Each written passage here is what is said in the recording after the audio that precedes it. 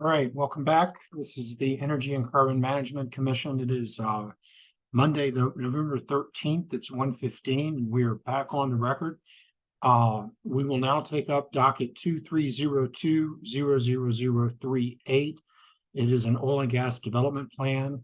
The applicant is Extraction Oil and Gas. I see we have Ms. Fulcher, and I also believe we have Ms. Holliday from Weld County that's going to start us out. Is that right? Go ahead, Ms. Holliday. Good afternoon, commissioners, and thank you for the opportunity to speak with you today about Weld County's Wogala process regarding Extraction's Jesser Oil and Gas Development Plan. Weld County's Oil and Gas Energy Department held a pre-application meeting for the Jesser on May 18th of 2022, at which time several alternative sites were discussed. Attendees included Weld County staff, Extraction staff, a representative from the town of Johnstown, ECMC staff, and CPW. The 1041 Wogala application was received on January the 25th of 2023. Weld County did not receive any public comments on this application or any request to participate in the hearing process. The 1041 Wogala hearing was held on May the 4th of 2023 and approved by the Weld County hearing officer. This case does have a COA requiring electrification of the existing facility. The final order was recorded with Weld County's clerk and recorder and was noticed in the Greeley Tribune on July 28th of 2023. The 2A comments were submitted to the ECMC on September 15th of 2023 and are included in the director's recommendation. Weld County agrees with the director's recommendation and supports approval of this permit. And that's all I have today. Thank you. I'd be happy to answer any questions. Thank you very much. Do commissioners have questions? All right. Thank you very much. I think we'll be hearing from you just a bit on the next one as well. So stick around with us. We appreciate it. I think now we do need to hear from Kyra Weber from staff. Good morning or good afternoon. Good afternoon. Greetings, everyone. I'd like to provide a few points of clarification as per the director's recommendation for Extraction's Jesser 4 North 68 West East OGDP. The OGDP is identified as the Jesser 3-1 in the director's recommendation. The correct OGDP name is the Jesser 4 North 68 West. The nearest residential building unit is stated as being 503 feet from the proposed working pad surface in the director's recommendation. The correct distance on the Form 2A is 504 feet. Excuse me. Finally, staff inadvertently applied CDPHE BMPs for a different location to the Form 2A. Staff would like to correct that with this statement. The CDPHE BMPs on the BMP tab, items number 5 and 6 on the Form 2A are the BMPs for another location. Staff would like to remove the CDPHE BMPs for the incorrect location following the hearing and add the correct BMPs to the BMP tab. The CDPHE consultation attached to the Form 2A is for the correct location and contains the correct BMPs. Thank you. Okay, I could barely make that out, but I think I understood it. Does anyone have questions? Okay, thank you. If you could stick around, we may have questions later. Ms. Fulcher, do you want to elevate your witnesses so we can get them sworn in? Yes, thank you, Chair. I believe we've got everyone present. If everyone could go ahead and just put their video on, anyone that's going to be presenting or potentially answering questions from Civitas. And we will let AAG Mercer move forward with the swearing in. I make sure everyone's here. I believe we've got everyone for Extraction. Thank you, Ms. Fulcher. So to the panel, hello, good afternoon. I'll just go one by one and ask you to raise your right hand, state your full name, and that you swear to tell the truth. I'll start with Mr. Annable. I, Jeff Annable, swear to tell the truth. Thank you. Mr. Flanagan? I'm Sean Flanagan. I swear to tell the truth. Thank you. Mr. Miller? I'm Stephen Miller. I swear to tell the truth. Thank you. Mr. Roush? Caleb Roush, and I swear to tell the truth. Thank you. Mr. Decker? Casey Decker, I swear to tell the truth. Thank you. And finally, Mr. Casper? I'm Sean Casper, and I swear to tell the truth. Thank you. Ms. Fulcher, did I get everyone? Yes, you did. Thank you very much. Great, thanks. All right, Ms. Fulcher, you and your panel are recognized. Thank you, Chair. If we could go ahead and give us a minute, we'll start our presentation. All right. Can everyone see that on your end? Yes. Looks like it. All right, great. Thanks so much. Well, good afternoon, commissioners. Jill Fulcher, shareholder with Beatty and Wozniak, here today on behalf of Extraction Oil and Gas, a subsidiary of Civitas, in docket number 2302-00038, which is an application to approve the Jesser 4 North 68 West East OGDP.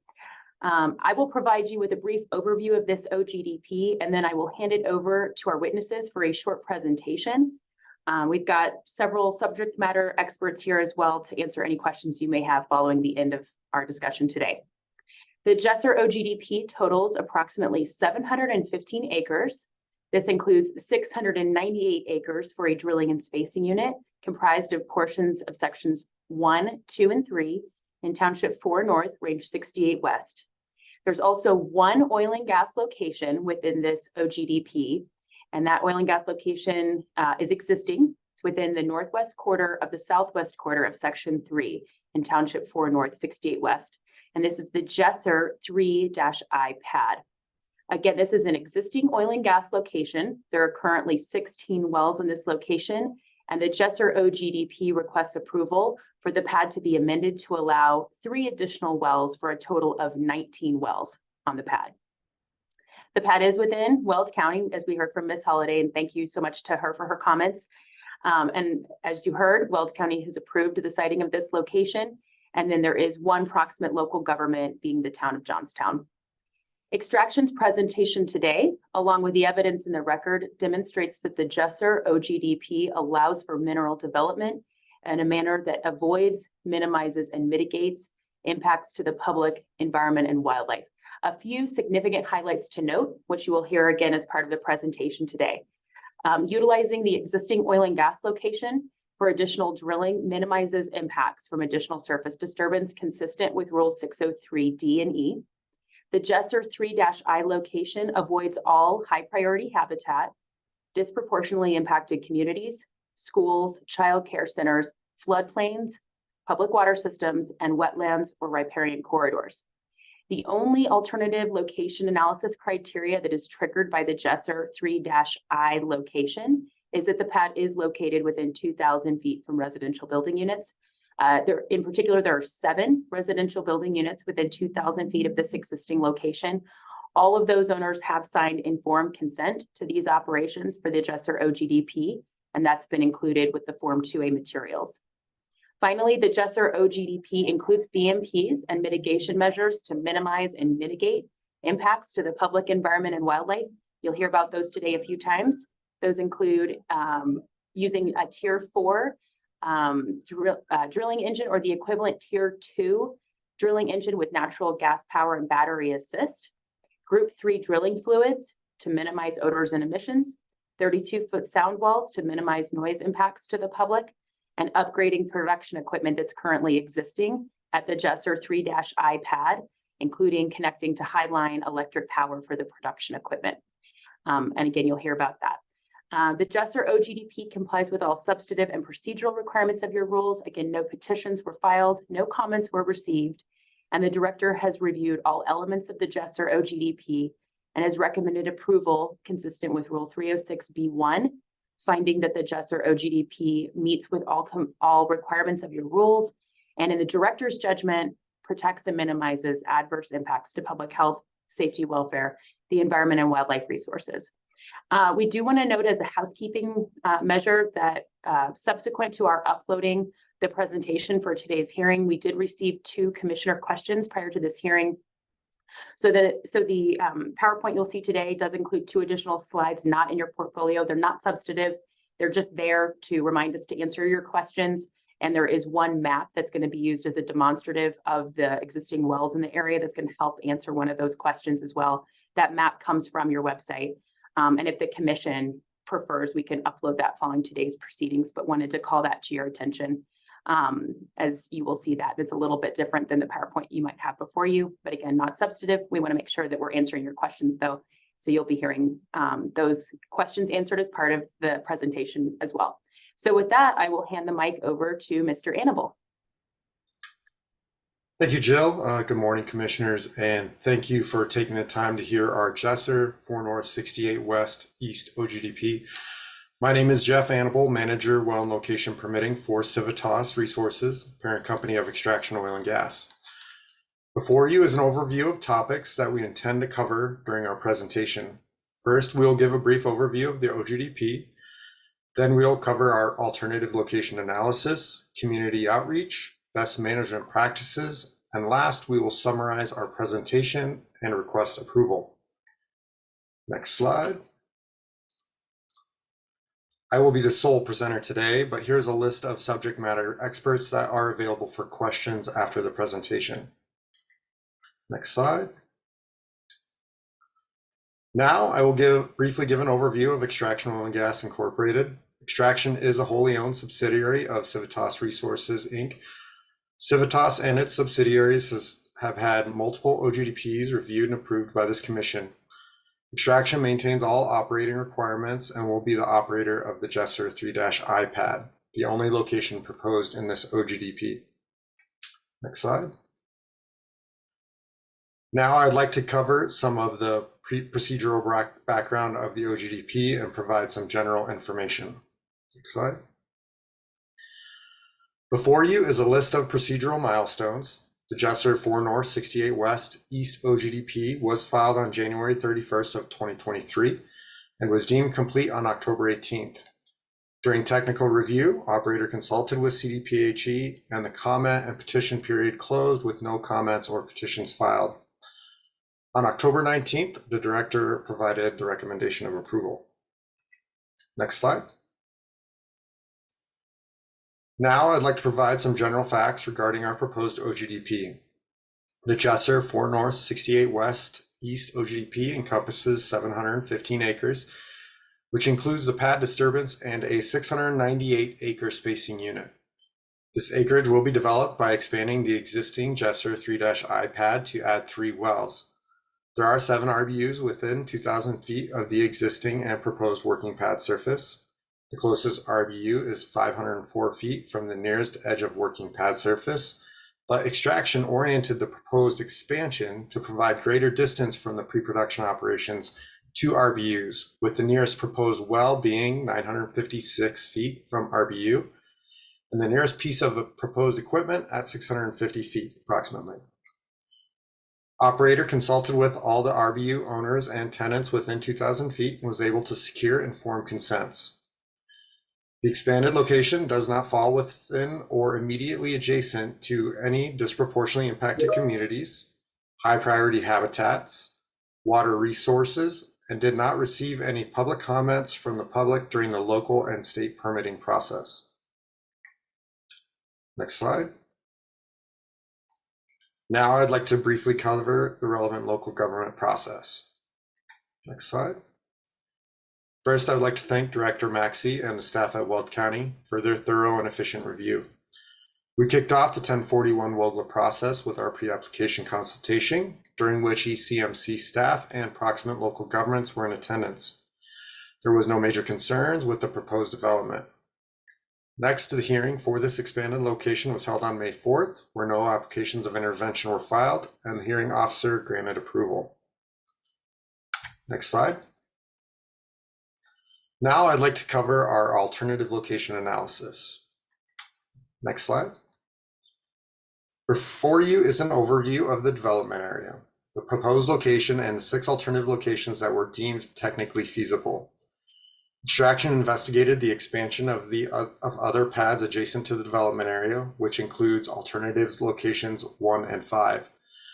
These locations were ultimately removed due to the inability to secure an SUA for the expansion increased cumulative impacts, and the increased number of RBUs within 2,000 feet, specifically talking about alternative location number 5.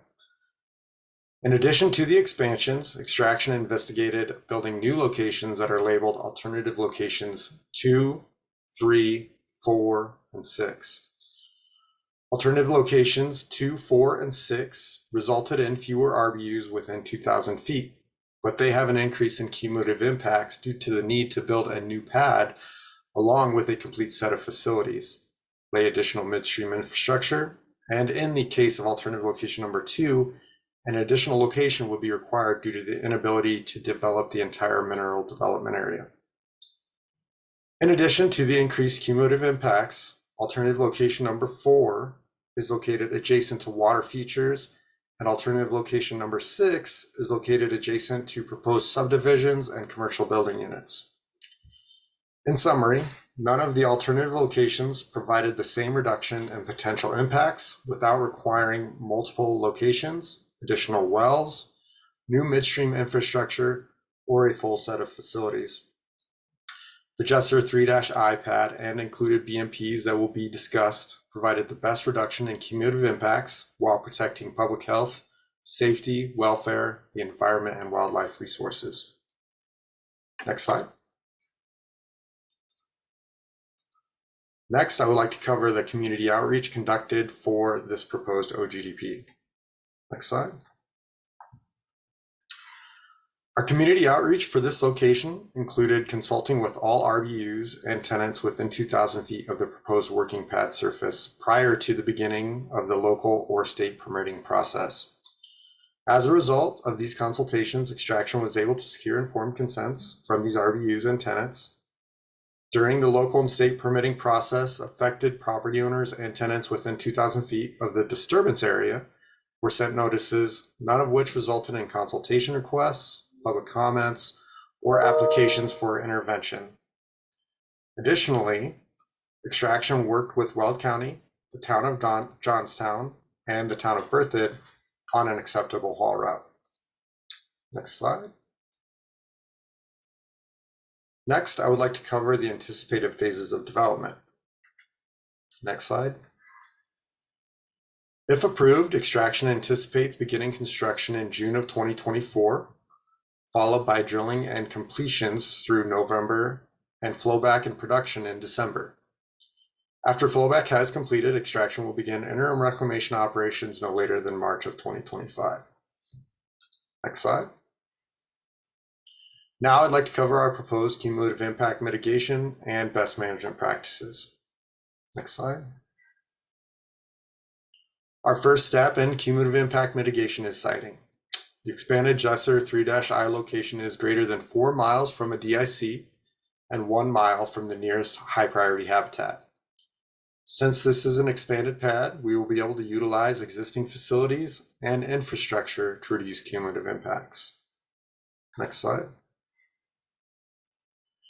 Extraction is proposing some top-tier mitigation measures to reduce impacts. These include for noise, a quiet completion fleet with 32-foot sound walls on all sides of the location. And during production operations, we are going to upgrade the location to utility-powered production facilities. For light, we will have an open line of communication with nearby neighbors to minimize obtrusive lighting as reasonable and necessary. In order to minimize impacts related to traffic and dust, operator will utilize temporary lay-flat water lines to source water, or it will be transported via existing pipeline, and the haul route that was agreed upon with the relevant and proximate local governments will minimize traffic impacts. And finally, our facilities have been designed with secondary containment and a spray-on liner. Next slide. Extraction, in order to minimize cumulative impacts related to odor and air, will upgrade the facilities with instrument air, a maintenance vessel, and utility-powered facilities. During pre-production operations, IOGP Group 3 drilling mud will be utilized, Tier 4 equivalent engines for drilling and completions, and route flow back through permanent production facilities. Additionally, we will have an air monitoring plan approved by CDPHE. Next slide. Next, I would like to cover the director's recommendation. Next slide. Extraction would like to thank ECMC staff for the thorough review and Director Murphy's subsequent director's recommendation of approval. I would also like to thank Tessa with CDPHE for taking the time to consult on this OGDP. Next slide. Next, I would like to take the time to cover the additional commissioner questions we received. The first of which is whether Civitas will upgrade existing production facility and equipment at the Jesser 3-I pad. As previously mentioned, we will be upgrading the permanent production facility with utility power, replacing the maintenance tank with a maintenance vessel, eliminating venting during maintenance operations, and finally upgrading to instrument air. Additionally, we have confirmed internally that we will remove 4 oil tanks after the first 12 months of production, for a grand total of 5 tanks, including the maintenance tank, to be removed. I was going to be the only presenter, but the other question is best answered by our senior reservoir engineer, Casey Decker, who I will pass the presentation over to. Thank you, Mr. Annabelle. Commissioners, good afternoon. I think it's important and helpful to contextualize the proposed Jesser OGDP with respect to the immediate surrounding developments, because we aren't looking at a proposal for a greenfield acreage position that's in the midst of an otherwise undeveloped area. On the contrary, this proposal is looking at essentially the final development in an otherwise developed area. The proposed Jesser OGDP is bordered immediately on the south side by 2 separate 1-mile pads of horizontal wells that have been producing since 2016 and 2019. The west side is bordered by an additional pad of horizontal wells with first production in 2018. And then finally on the immediate north side, there are 2 more pads of existing wells with first production back in 2015 and 2019. So as you can see, the proposed acreage is surrounded on 3 sides by existing wellbores that have been producing for the past 4 to 8 years. In total, there are 6 existing Codell and 10 existing Niobrara horizontal wells that are asymmetrically draining portions of their respective reservoirs within this proposed Jesser OGDP. In fact, on the south side of the proposed OGDP in sections 1 and 2 of 4 North 68 West, there are 2 horizontal wells that are have the 100% of the completed lateral is within the proposed mineral lands. So we needed to factor in this associated drainage during our planning process. Developing the last open acreage in an area comes with the challenge of having to work within the confines of these existing offset developments. And we did take into consideration each of these surrounding development spacing patterns, as well as their estimated drainage. The presence of these spacing patterns does limit the viable, efficient options available to us for use within the Jesser OGDP. In planning this development, we were mindful of the existing drainage and did not propose the drilling of additional wellbores where significant drainage overlap was anticipated, thus preventing the drilling of what we would deem to be unnecessary wells in the unit. A key benefit of this being the last development in an otherwise developed area is that every one of these offset wells provide us with valuable data points that help us to improve our understanding of the target reservoirs, both from a drainage and efficiency perspective. After a thorough analysis of all of these offset developments on a well-by-well basis, it is my engineering opinion that the data shows the most efficient development in this immediate area is the wider spaced Johnson's Corner development, which is shown on the map at the top of the map with the surface site in section 35 and wells drilling east and west from that pad. That is a wider spaced pad, and for the Jesser development, we applied as best we could a similar spacing pattern to this Johnson's Corner development while working within the confines of all the existing producing wells in the area. Wider spacing in this area leads to improved resource recovery. You'll have longer productive well lives, and there's reduced surface impacts and an overall development that is better for the mineral resources than some of the denser developments shown on this slide. As a company, Civitas is committed to continuous improvement with an openness to refine our development plans based on incorporating new data when it's available. And we utilize that data to bring forth what we deem to be the most efficient and economic development of the remaining resources. I'd like to now hand the presentation back over to Ms. Fulcher. Thank you very much, Mr. Decker. And let's go ahead and advance to that last slide. All right, thank you very much, commissioners. This will be the final slide from us today. We appreciate your time. We know it's already been a bit of a long day, but we appreciate all of the time that, as always, you take to consider these matters, and certainly want to extend thanks and appreciation again to staff. Thank you to Ms. Weber for pointing out some of those issues with the director's recommendation at the outset. We appreciate that clarification for the record, and certainly appreciate all of staff's time in reviewing this matter and during the technical review process. And again, thanks to CDPHE as well. I just wanted to distill the information you've heard today. And I won't read every single item here on the list, but this is for your consideration, so that we can kind of pack every item into a single slide for you that you heard today and that has been part of the Form 2A record. This slide is meant to, again, illustrate how the GESR OGDP works to avoid, minimize, and mitigate potential impacts consistent with your rules. And so a couple things to note again on avoidance: utilizing this existing location, very significant because we're avoiding any additional impacts to the surface that would be felt from a new pad, and certainly from that new infrastructure that would be required. Again, the location is outside of high priority habitat, disproportionately impacted communities, and away from all floodplains, wetlands, and riparian corridors. Where potential impacts cannot be completely avoided, the GESR OGDP does contain measures to minimize the extent and severity of those potential impacts. You've heard a couple of times now that the facility will be upgraded to high-line power for the production equipment, using Tier 4 frac engines for completions, and then the Tier 4 drilling engine or equivalent Tier 2 natural gas power with battery assist will work to minimize emissions and NOx. And then, of course, the use of the Group 3 drilling fluids will minimize odor. And then lastly, we've got multiple mitigations to further alleviate extent and severity of impacts.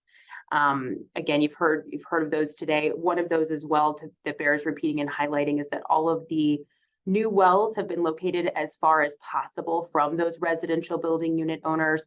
So even though the closest RBU is at 504 feet, there's a few hundred feet added to that in terms of the proximity to the closest well, and that is aimed at lessening impacts to that residential building unit owner. And then all 7 of those owners have signed informed consent. Again, we thank the director for her recommendation and appreciate Ms. Holliday's comments today. That is the end of our slide presentation. So that's the end of our presentation, and we are here for questions. And again, want to thank you for your time. With that, we could go ahead and stop share screen. Thanks so Great. much. Thank you very much. Commissioners, who would like to start with questions? Commissioner Cross. Thank you, Mr. Chair. And I'll just start off saying I appreciate the answers to some of my questions there. I did want to build on them a little bit. And I apologize for doing this. If we could potentially pull back up that slide 23 where you were talking, or Mr. Decker, you were talking about the different layouts there. And I guess my first question is, you were talking about some of the data that you've received based on the surrounding drilling going on. Are those all Civitas wells in that area?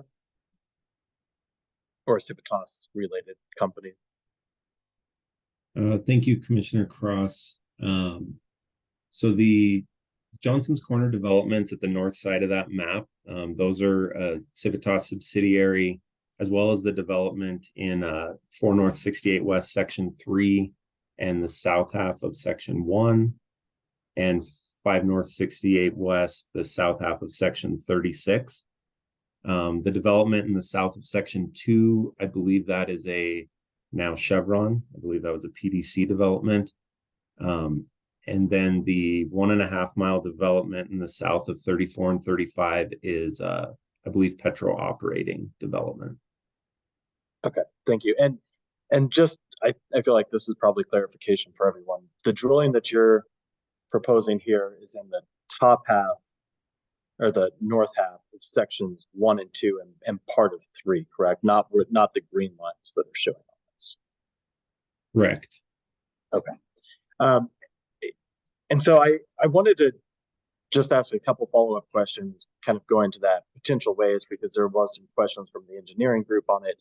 And you mentioned that far north there in the north half of sections 34, 35, 36, et cetera, that being what you said has been the most efficient development. But even looking at some of those, I'm still noticing that there's more than 2 wells.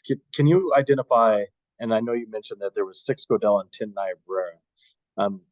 Is it possible to point out, is it 3 going each well for the Codell and 5 each way for the Niobrara, or how is that broken? Thank you for your question, Commissioner Cross. I just want to clarify. So are you asking what the breakout between Niobrara and Codell is for the proposed Jesser box? No, so I understand that you're proposing 1 Codell and 2 Niobrara for the Jesser that you're proposing today. And you were pointing us to what's happening in the north half of sections 34, 35, 36, those wells up there. And if I understood right, you said there was 6 Codell and 10 Niobrara for the north half there. And so part of what I'm wanting to just make sure that we clarify for the public and for staff's benefit and our benefit, why the 2 Niobrara will be sufficient for the north half in the Jesser compared to the 10 Niobrara for the north half above. And I'm guessing 5 each way is the way it's probably set out based on. Thank you, Commissioner Cross. I understand your question now. So I want to clarify, because I think there's a little miscommunication there. So the developments that are let's start with Johnson's Corner on the north side of the map. So in section 35 is the pad site, and then we have 7 wells drilling to the west. 2 of those are Codells, and the remaining 5 are Niobrara. And then off that same pad drilling to the east, we have 6 total wells. 2 of those are Codell, and 4 of those are Niobrara. In my opening remarks, when I referenced the 6 total Codell wells and the 10 Niobrara wells, I was referencing existing wells that are immediately offset the proposed lands of the new Jesser development and are draining to within that development. So I'd be referring to where the cursor is on the map there, the 2 wells on the south side of section 36. The northernmost wells in sections 1 and 2 are 100% located in the proposed mineral lands.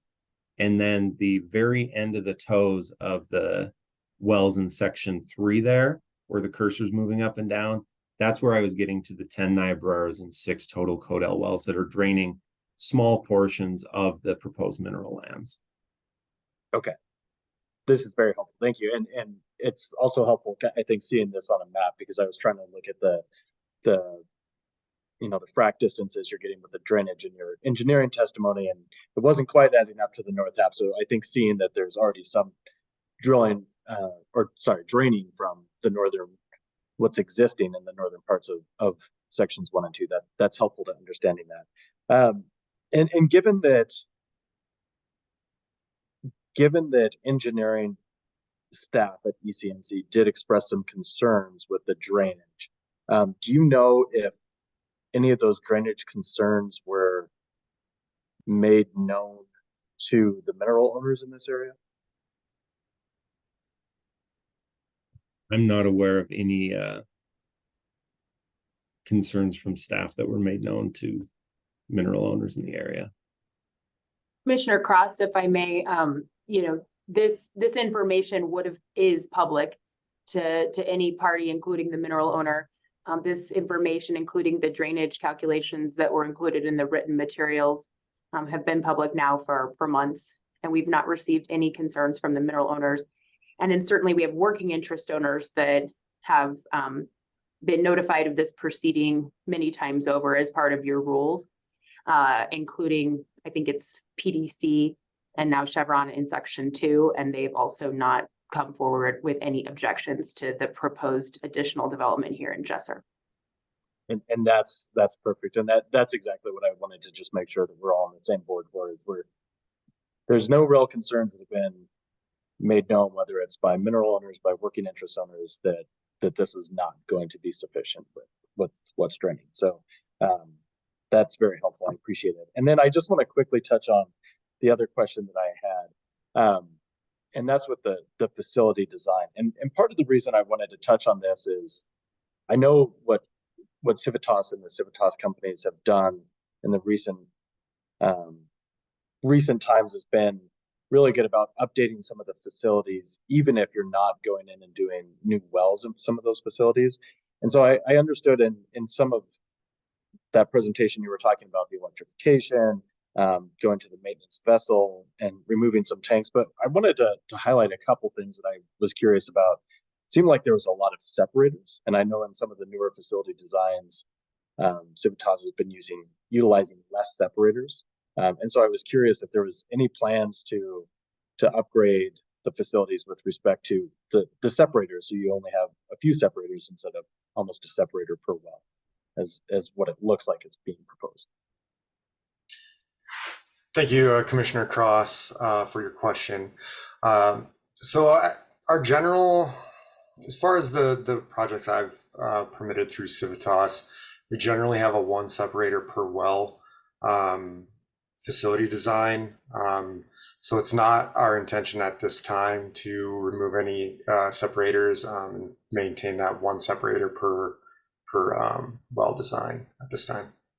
Okay. Perfect. That's the only questions I had. Thank you. Other commissioners with questions? Commissioner McGowan? Thank you, Mr. Chair, and thanks for the presentation today. And I'm sorry if you covered this in your presentation and I missed it. Is there one shut-in well already at this site? And if so, what happens to that well? Thank you, Commissioner McGowan. Haven't looked at the recent statuses of the wells. There may be a shut-in well. I don't know if that's going through some maintenance procedures right now, but I don't believe there's any intentions on plugging that well at this time. I don't know if that answers your question or not. Okay, so the goal is to put it back into production. Yes, as Okay. far as I'm aware. And maybe this is an ignorant question, but there's been really no discussion of exploring an electric drill rig. Is that just because it's only for 3 wells? Just kind of wondering what the thought process was there, or it's not possible, or. Sure, yeah, and we submitted an application for review to the utility provider. They were not able to provide enough capacity for our drilling rig, but we did put up the money to upgrade the structure in order to power our permanent production facilities. But in lieu of that, we are using the Tier 4 equivalent drilling rig for this location. Okay. Other questions? Commissioner Messner? Thank you, Mr. Chair. Just a quick question to make sure that I'm reviewing the right information, because I'm a little confused about the BMPs that are actually being committed to on the Form 2A. So just to confirm, the Form 2A that's attached to the director's recommendation in our portfolio is the ones that are properly attached to this application. Because those are the ones that I reviewed, and I just want to make sure I reviewed the correct ones, because this, those end up being an important conversation when considering BMPs associated with RVUs inside 2,000 feet, even if they have informed consent. So I wondered if staff or someone could just look in the portfolio and make sure that that is the right one. Ms. Weber? No, to answer your question, those are not the appropriate CDPHE BMPs. The ones in our portfolio are not. Correct. The CDPHE consultation is correct. The BMPs applied as CDPHE BMPs on the Form 2A BMPs tabs, items numbers 5 and 6 are not for this location. They're for a different location. Just 5 and 6. So Correct. the CDPHE consultation list that's attached to the director's recommendation in our portfolio is correct. Correct. It just didn't transfer to the 2A correctly. Yes. Okay, so that's what I did review. So I'm on the right page at least, because I don't want to be confused on that. So thank you. Further questions? Do we want to move into deliberations? Commissioner Cross? Thank you, Mr. Chair. I'll just say I'm in favor of this application. I'll admit I wanted to make sure that I touched on some of the engineering things here, especially because staff engineers raised some questions on it. As I mentioned during the questions there, I think it makes a lot more sense seeing, especially on the map, that there already are some wells developed or draining some of that area that is being discussed. So that was helpful for me understanding that, and therefore I don't have any waste concerns. Overall, I think that this is, I think the fact that they have informed consent from all the RBU owners is obviously important. I think that they're trying to take steps to make sure that electrifying the facility long-term is a big step as well, because that's some long-term emissions that they're going to be reducing through that. So overall, I think particularly because we have the informed consent here, I'm in favor of this application. Commissioner McGowan? Thank you, Mr. Chair. I also appreciated, I think, some finessing before it finally came to us. For example, removing 4 of the oil tanks. They did have some questions about why there was going to be so much equipment on the pad. So I appreciated that perspective as well. Further deliberative thoughts? Commissioner Ackerman? Yeah, thank you. We didn't discuss this today, but I had a discussion with staff about this and just wanted to point out that this pad is within proximity to a pretty large number of water features, and had extensive discussion with staff about the protective, how our protective regulations have evolved to protect all water features.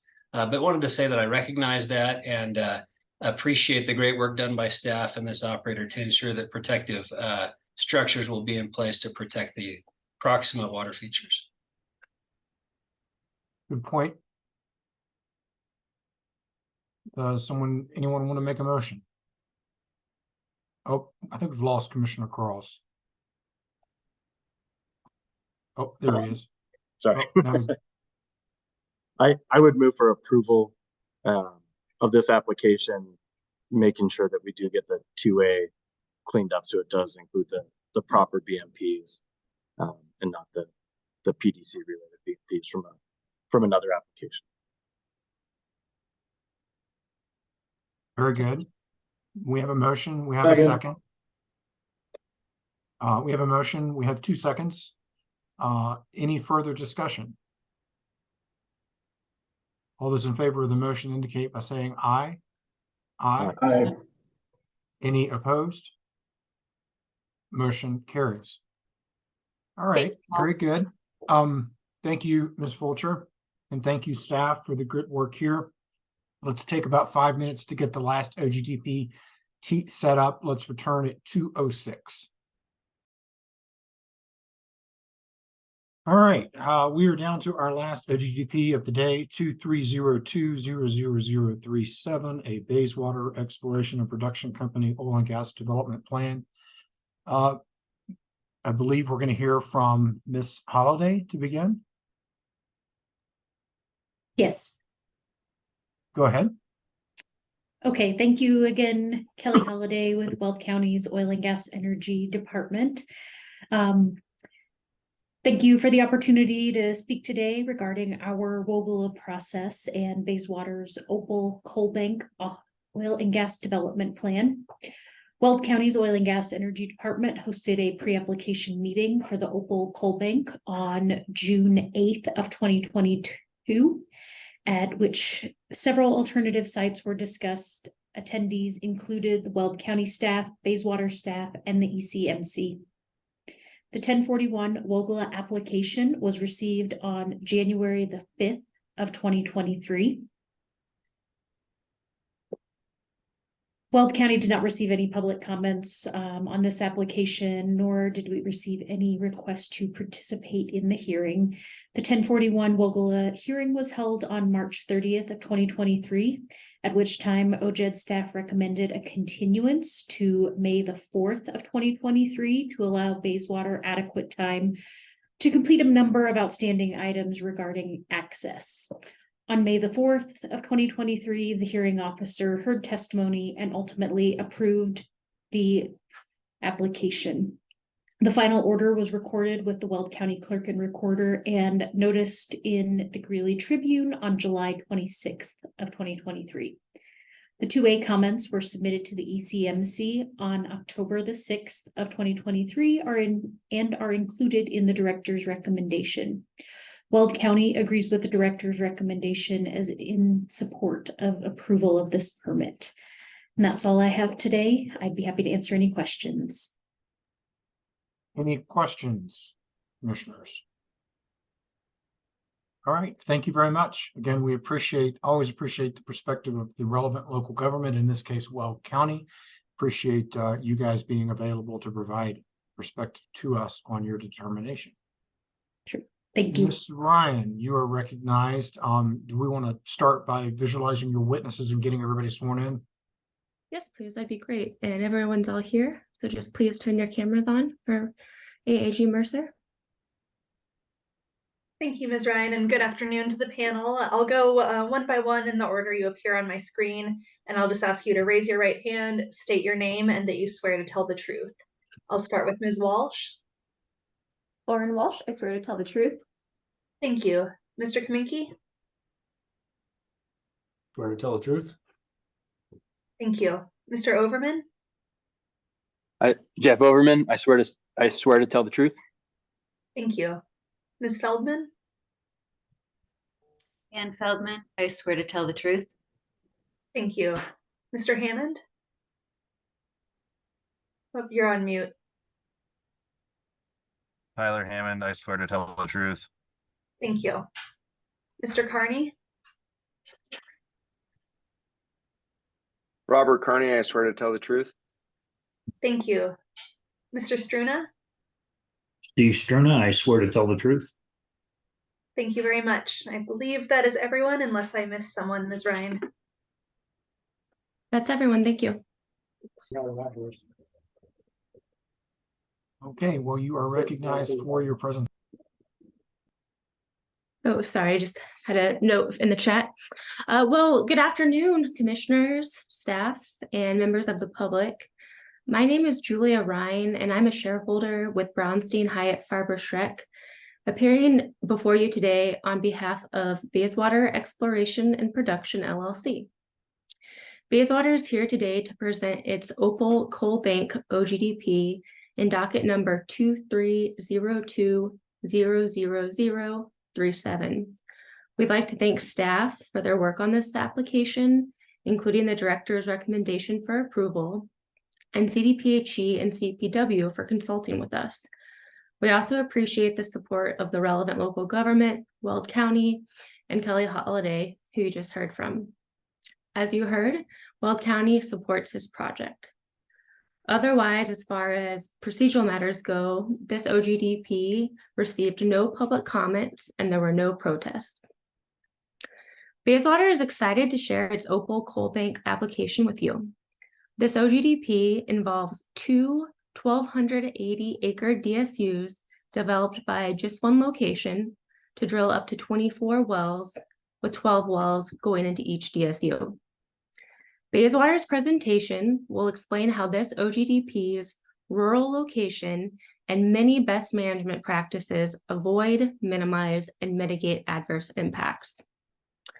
We received 2 commissioner questions in advance of the hearing, and both of those will be addressed over the course of the presentation. Thank you for that advance feedback.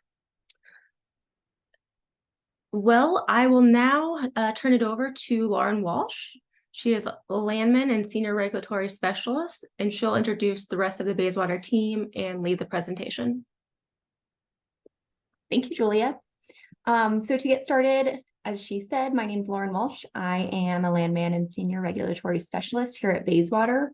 In addition to Julia, we also have a number of subject matter experts here to answer questions after the presentation's finished.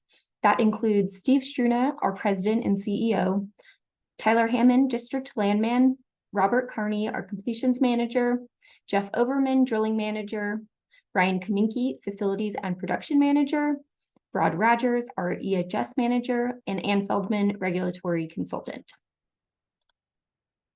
I'll take you through several topics regarding our OGDP today, including a company introduction and overview, proposed location, including our OGDP map, 304 B2B ALA criteria and EnviroScreen score. We will continue with a review of the voluntary alternate location analysis, as well as discuss disproportionately impacted community and high priority habitat map layers that were implemented after our application was submitted. We will review our permit timeline and operational timeline, as well as a number of best management practices, including BMPs specifically for noise, light, traffic, air, water resource protection, as well as a highlight of some CDPHE BMPs that Bayswater has committed to. We'll continue with an overview of our local government partnership and community engagement, and wrap up with a summary of our application. And then Julia will take you through Bayswater's requested relief. So Bayswater has been an active DJ driller for many years and has successfully permitted a number of OGDPs. So for that reason, I won't get into too much depth on this, as the commissioners have seen this slide a couple times at this point. Just a few highlights for you today. We have drilled over 280 horizontal DJ wells. We have plugged 81 of our 97 vertical well inventory. And just this last year, Bayswater plugged 6 low producing horizontal wells as well. We're also very proud to fit into an option 1 financial assurance operator designation. We know that affordable and reliable energy is vital for the US and the world, and that we require a social license to operate. We work hard to gain the trust of the communities where we operate, ensure that our actions are always reinforced by that trust. On this slide, you can see the proposed OGDP map. This includes 2 DSUs, which are each approximately 1,280 acres, and the OGDP boundary, which covers both DSUs. We plan to develop this entire area from a single location with 24 wells in order to minimize surface disturbance. In this area, each of the proposed wells have lateral lengths 2 miles in either direction. Bayswater is pleased to be able to present a location that does not meet any of the 304 B2B ALA criteria. And it was also given a director's recommendation for approval. This slide shows an aerial image of the proposed pad, where you can see that this location is an extremely rural part of Weld County. There are 0 RBUs, school facilities, or childcare centers within 2,000 feet of the working pad surface. The working pad surface can be seen in bright green, with 500, 1,000, and 2,000 foot buffers in orange, green, and blue, respectively. We have also depicted a half-mile buffer in yellow to show that there are only 3 RBUs within a half-mile of this working pad surface. Of note, 2 of those 3 RBUs are actually owned by the owner of our proposed surface location. Additionally, for reference, the footprint just north of our location, outlined in black, is an electrical substation. Finally, we also use the new CDPHE EnviroScreen score tool to determine that the location has a low EnviroScreen score, falling under the 50th percentile. Next up, although not required by ECMC rule to complete an alternate location analysis, it is still Bayswater's internal process to review multiple alternate locations during our initial planning stages. This ensures that we choose the best possible surface location, and we recognize the hierarchy of avoiding, minimizing, and mitigating impacts. In this drawing, you can see the disturbed area of our pad in blue, with the development area outlined in red. We began our location considerations by placing a half-mile buffer, depicted in teal here, around our development area, which gave us a rough idea of potential locations that would be preferable for our drilling rig to reach.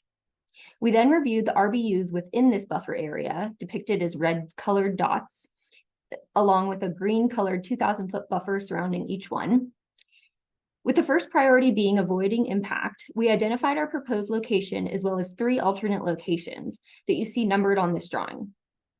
After consideration, we decided not to move forward with these locations for multiple reasons. ALA number 1 has the same surface owner as the proposed location we are presenting today. However, ALA 1 is a less favorable location to the surface owner. Additionally, access to this location would have required Excel consent to cross under multiple power lines, which we were unable to obtain. ALA 2 has RBUs within 2,000 feet, and it's also near a pond and a stream. Additionally, ALA 3 is closer to a floodplain, and we could not reach an agreement with the surface owner because they have ongoing plans for a solar farm at this location. We recognize that there are 2 regulatory shifts since our application was submitted. Although the new changes don't apply to this OGDP, we would like to speak to these issues as part of Bayswater's commitment to transparency. First, while not in a DI community at the time of submittal, this location is now in a DI community based on the Justice 40 census tract criteria. This is the only applicable DI criteria.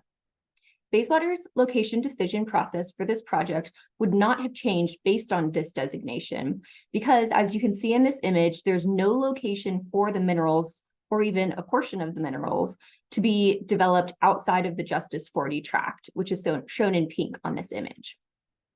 Also, you can see that moving southwest would actually trigger an additional DI criteria for this location. The second change is that while not in an HPH at the time of submittal, this location is now within the 2023 HPH layer. Bayswater began planning the site in August 2021 and submitted its application in February of this year. The picture at the top of this slide is the HPH layer at the time of submission. The picture on the bottom is the newly enacted HPH. At the time of submittal, Bayswater could not reasonably have anticipated that the land would become big game HPH. Although the regulations in effect at the time of submittal, Bayswater values its relationship with CPW and wanted to learn CPW's thoughts on the matter. Though we weren't required to do so, Bayswater reached out to CPW and as early as January 2023 actually began this conversation. Bayswater and CPW had a virtual consultation in August, and we also invited CPW to come out to do a site visit. CPW declined the site visit, letting us know that it was declining due to its understanding that the commission's rules at the time of submittal were the applicable rules for this location. Without a site visit, CPW let us know on October 19th of the voluntary timing limitations referenced in the director's recommendation. Our team has given serious consideration to the timing stipulations since the director's recommendation. Sorry for the ambulance in the background. So we have given serious consideration to the director's timing recommendation and have decided to agree to push our completions operations outside of the recommended timing stipulation. Here you can see an overview of the Opal Coal Bank permitting timeline. We began planning the best surface location in August of 2021, and the first iteration of the surface use agreement was signed in January 2022. We met with Weld County for our pre-application meeting in June of 22, where neither Weld County or ECMC voiced any objection to the proposed location. We met with CPW for a virtual consultation in August 2022, as I mentioned previously, and then submitted our WOGLA in December of 22. Our OGDP was submitted in February of 23. WOGLA was approved in May of 22, and we received completeness determination from ECMC in September of 2022. Finally, the director's recommendation for approval of this OGDP was received last month in October of 22. This is our estimated operational timeline. We'd get started next fall if approved and continue through summer of 2025. Oh, sorry, actually, would continue through the fall of 2025 until we would expect first production from the Opal Coal Bank wells. Please note that we have pushed the proposed completions of this project back to May 1st, 2025 as part of the voluntary timing stipulation. However, we did keep drilling as originally proposed, which goes into the winter months. Additionally, to respond to a question received from a commissioner late last week regarding the length of the drilling schedule, we would like to state that based on our experience, 7 days per well is the average drilling time needed for Group 3 muds. Although we have experience with drilling wells in a 3 or 4 day timeline, those wells tend to be pace setters and not representative of average well drilling times. Our experience when drilling side by side with Group 3 muds and more conventional oil-based muds is that drilling speeds are slower and running pipe in and out causes additional time when using Group 3 muds. Bayswater prides itself in being best in class with our best management practices, some of which we have outlined here. For noise and light mitigation, we will utilize a quiet frac fleet for completion operations, and all light sources will be directed downwards and inwards to shield and avoid glare on RBUs and to remain below the maximum permissible light levels. For traffic mitigation, all water utilized for hydraulic fracturing operations will be pumped to location via canals, ditches, to significantly reduce truck traffic. All traffic will be routed from County Road 86 for a half mile and then sent immediately to County Road 29, which is paved, reducing dust associated with driving on dirt roads. Unfortunately, we expect the crude oil to have similar sulfur content to the other pads we have turned on in this area, which far exceeds the current limit for sulfur on existing oil gathering lines in the area. Because of this, we do not expect to be able to connect to oil pipeline and currently plan for all oil to be trucked off location in addition to all produced water. Finally, for air quality BMPs, sandbox technology will be used to significantly reduce sand particulates from the air, and aromatics will also be mitigated by utilization of closed flowback tanks, with all water and gas vapors being sent to temporary ECDs during the flowback period. There are no surface or groundwater features in the proximity. However, we will have a number of water resource protection measures in place to ensure water quality protection. These include primary containment, which are the tanks, secondary containment being the liners, and tertiary containment, which are the berms. We also have a field-wide stormwater management plan and spill prevention plan in place to mitigate and manage all surface disturbance area, and if any spills were to occur. Bayswater has had several rounds of communication with CDPHE and has committed to 42 applicable CDPHE BMPs, including performing a baseline air monitoring survey prior to commencement of construction, using Tier 4 or equivalent engines for non-road construction equipment. Hydraulic fracturing will have 95% of fleets accessing the location for completions operations, and 90% of fleets accessing the location for drilling operations will be Tier 4 engines. We will also be using Group 3 drilling mud, as well as odor neutralizers, implementing continuous air monitoring of the location during drilling, completion, and flowback operations, which will continue through the life of the well, as well as routine LDAR and AVO inspections as required by CDPHE with associated repairs if necessary. We will be electrifying all VRUs, pumps, and instrument air to minimize combustion sources on location. And finally, we have agreed to implement 7 BMPs that will be in place for ozone mitigation on forecasted high ozone days. Finally, Bayswater is committed to being a good neighbor and to building long-standing relationships with key stakeholders, including municipalities and their residents. While the Opal Coal Bank pad is outside of any city limits, it is nearby 2 cities, that would be Alton and Severance. Bayswater is highly engaged in each of these communities. Some of our recent community engagement and government engagement can be seen on this slide.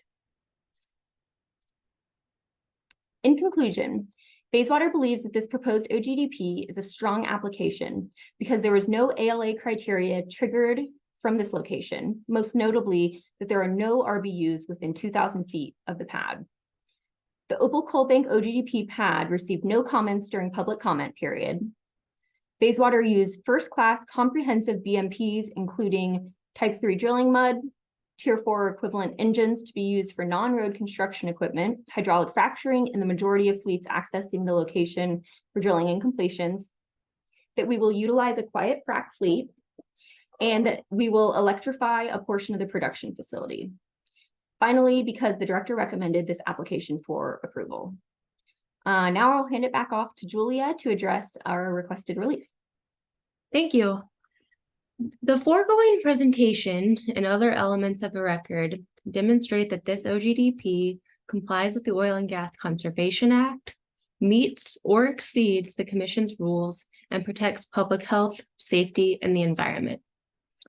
Because we did introduce one new piece of information to you today that is different from the director's recommendation, I wanted to amplify Ms. Walsh's comment that Bayswater is now committing to CPW's voluntary timing stipulation by not conducting completion activities during the winter months and will only drill for a portion of one winter season.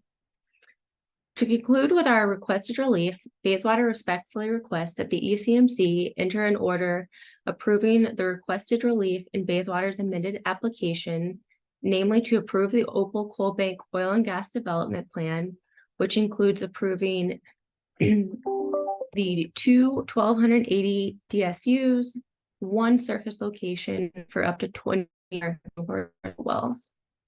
Thank you for your time and consideration this afternoon, and the team is available to answer any questions you may have.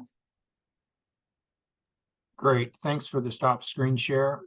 At this point, the panel is available for questions, and Commissioner Messner is chomping at the bit. Thank you, Mr. Chair. Thank you for the presentation.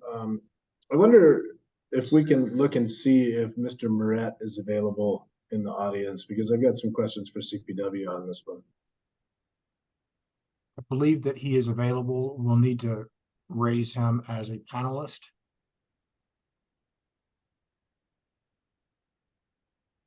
Good afternoon, Mr. Moret. Good afternoon. It's been a long afternoon for you guys. Appreciate your time. Long day. But thanks for being here. I appreciate it. So I wonder if you could talk a little bit about what the consultation process looked like with Bayswater on this particular application, when the consultations occurred, what you saw on the ground as part of your consultations, and what BMP recommendations you made as part of that consultation. Yeah, I appreciate that opportunity, Commissioner Messner. And for the record, my name is Brandon Moret. I am Colorado Parks and Wildlife's Northeast Region Energy Liaison and a certified wildlife biologist. And so we've been working on this since last year, Commissioner Messner, to answer your question. And we were working under the 2022 maps. And so because of that, and it wasn't NHPH at that time, we did not have a site visit. So because it was outside of HPH. That being said, since that time, obviously the maps have changed, and because it's the first time in about 5 years that the DWMs have had a chance to revise their maps based on land use changes and the current wildlife distributions. And so there are those changes that do bring this location into that. However, given that we did consult under the 2022, we felt it appropriate to ask for voluntary mitigation as far as avoiding the winter season. And for the record, that's December 1st to April 30th for mule deer. And I was happy to hear that Bayswater committed to that for completions. And for the drilling, you know, and I was going to ask Bayswater, you know, when do they anticipate drilling will be completed? Because obviously it looks like, what was it, 168 days starting in the third quarter? Hey, Brandon. Yeah, I can answer that. So yes, drilling is planning per the new schedule would begin in September and end at the beginning of March. End of March. So obviously, Commissioner Messner, given the other conversations we've had previously, CPW first looks to avoid and minimize and mitigate, right? And so this is a unique situation in the sense that our consultations were completely under the 2022 maps at the time that this application was received per their, when their application was received by the commission. So let me ask this, understanding that this area is now determined to have 3 different high priority habitats. And I'm assuming that there's some ground truthing that may have determined that there is habitat that's suitable for 3 different high priority habitat areas. And understanding that you didn't have the benefit of doing a site visit on this particular application because the applicant or you chose to as CPW not to do a site visit. Do you see benefit in doing a site visit to determine whether there is or is not habitat that needs to have best management practices considered to ensure that there's ultimately the protection of wildlife in these particular applications? Because ultimately our rules don't allow us to approve an application that's not protective of wildlife.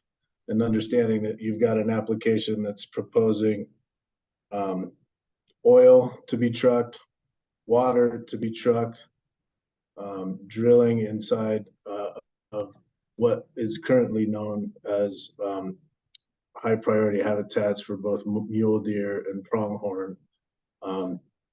Not the maps. I'm not talking about the maps or the high priority habitat areas. I'm talking about ground truthing the particular situation to better understand whether or not there's impacts, because at least currently in the wildlife protection plan that's proposed, it's not even identified or there's no considerations given to mule deer or antelope in any of the wildlife protections.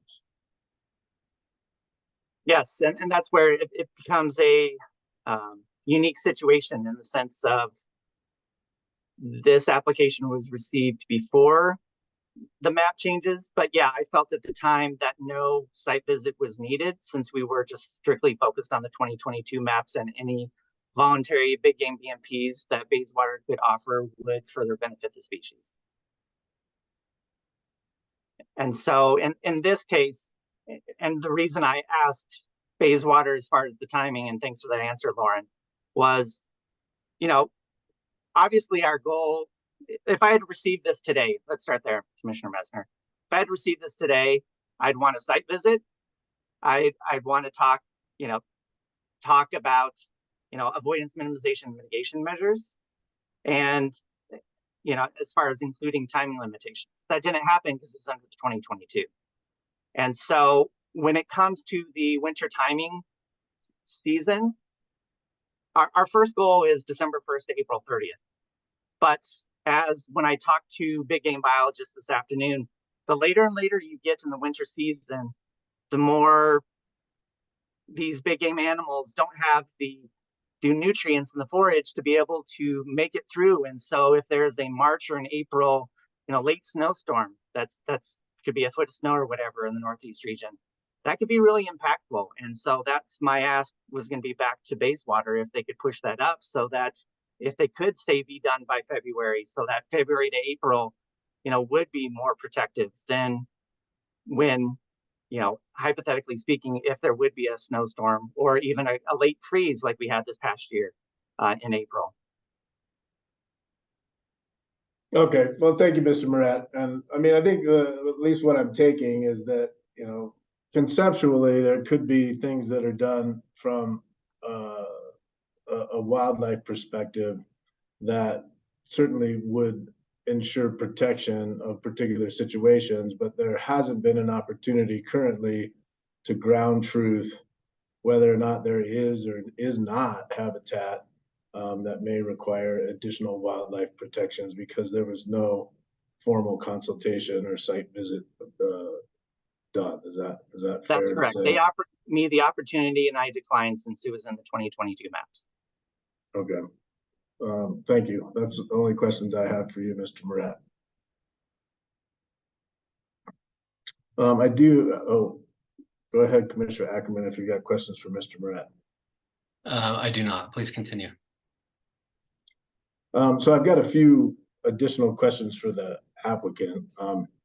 I wonder, in your wildlife protection plan, as you're evaluating that and understanding that, I assume that as you were doing the wildlife protection plan, it was clear that there potentially was mule deer impacts and pronghorn impacts, why the wildlife protection plan didn't even consider evaluating whether or not there was potential impacts associated with those species. Sure, Commissioner. So we really prepared it based on the current rules that were in place and not knowing how the high priority habitat map layer would go. I think we just used the best information we had based on the current rules, and that's how we prepared our plans. So you didn't evaluate the area to determine whether there was or was not other species that could potentially be impacted in your evaluation? No, we didn't have any sort of ground truthing. The surface owner hadn't seen any of these species. We were unaware of any of that, but at the same time, we're not currently at that location, so we're not out there on a daily basis, but we had no indication that there would be those species at the location. Okay. And I wonder if you could talk a little bit about, it's been quite a long time since we've seen an application that contemplates trucking oil, particularly in the non-attainment areas. So I wonder if you could talk a little bit about why that's necessary and reasonable, and what efforts were made to have oil and gas takeaway from this particular location. Yeah, absolutely. So as far as the oil goes, it really just comes down to our expectation of the sulfur content, as I discussed. So the midstream companies would be unwilling to take that level of sulfur, and it just exceeds the spec limit that they would take. So we just don't see that it's an option at all. And as far as produced water, I can let Ryan Kaminke, our production facilities manager, talk about it a little more, but my understanding is that there's just no production or no produced water pipelines anywhere near this operation. Yeah, and I was talking specifically about the oil because we do understand the facility challenges or the infrastructure challenges associated with produced water, but I'm trying to better understand the trucking of product, because that's not oil specifically, because that's not something that we see very often. And certainly I think in consideration of being able to pipe it, we've heard some scenarios where there is a separation or a treatment of the product prior to being able to put it in the pipeline in order to meet certain standards. And I wonder why that wasn't considered. Absolutely. I think Ryan Kaminke is the best person to answer that question. Yeah, thanks, Lauren. Thanks, Commissioner. Yes, typically the specs that we do need to meet are simpler to treat on site. This is a new problem for us as we've pushed north here. Typically the basin, the DJ crude that we see here is traditionally a low sulfur content, and majority of the pipelines that are long haul out of the basin have pretty tight tolerances in the 0.15 to 0.2% of sulfur. And as we've pushed north here, this is something that we're still kind of actively trying to understand from a geological standpoint. But what we're seeing is sulfur content is increasing, and some of our pads in the area, some pads that are on pipe even further south are already over limits, and we're working with midstream to work on blending techniques, as well as other pads that we are trucking. We're seeing significantly higher sulfur levels. So there currently are no midstream gathering lines this far north, and it appears that due to the sulfur issues, that trying to put a large volume of crude onto a third-party midstream could push their entire system off spec here. So something that we are currently working through, kind of from a why is this happening, and then the solution, which we currently don't have, and that was the reason for being unable to commit to pipeline here with the preference for trucking. So understanding that, help me better understand how far you're trucking this stuff then, because I mean, if you're trying to like hopscotch particular midstream scenarios in order to be able to deliver it to a place that, you know, may be able to take the product, where is it going? Now our trucking we could end up majority goes to Suncor, or we have a takeaway up in, I believe it's northeast of DJ. I have to check, but we have not currently marketed this crude. So that's a whole nother question of revisiting with our marketing group on how we would and where this crude would end up. But we currently, the majority of our crude does end up at Suncor right now that we do put on truck.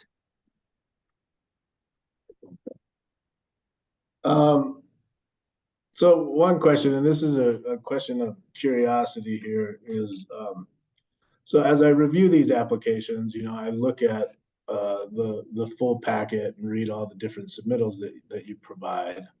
You know, and one of the submittals that was provided, you know, highlighted some of the you know, whether or not you were committing to certain BMPs from CDPHE or other places. And you know, I noticed that, you know, initially, it must be when you initially fill out the application, you know, you don't commit to a number of things that in the end you end up committing to. And some of them have me scratching my head a little bit, like, you know, cleanup of PFAS, when, you know, if there was a spill, you know, and characterizing and participating in the cleanup of PFAS, or, you know, if PFAS containing foam is used as a location, operally will dispose of the soil properly, and, you know, things like that. And I'm just wondering why initially those get not committed to, and then at some point in the process get committed to, as these are BMPs that you see on a regular basis. Sure, Commissioner, I can answer that one for you.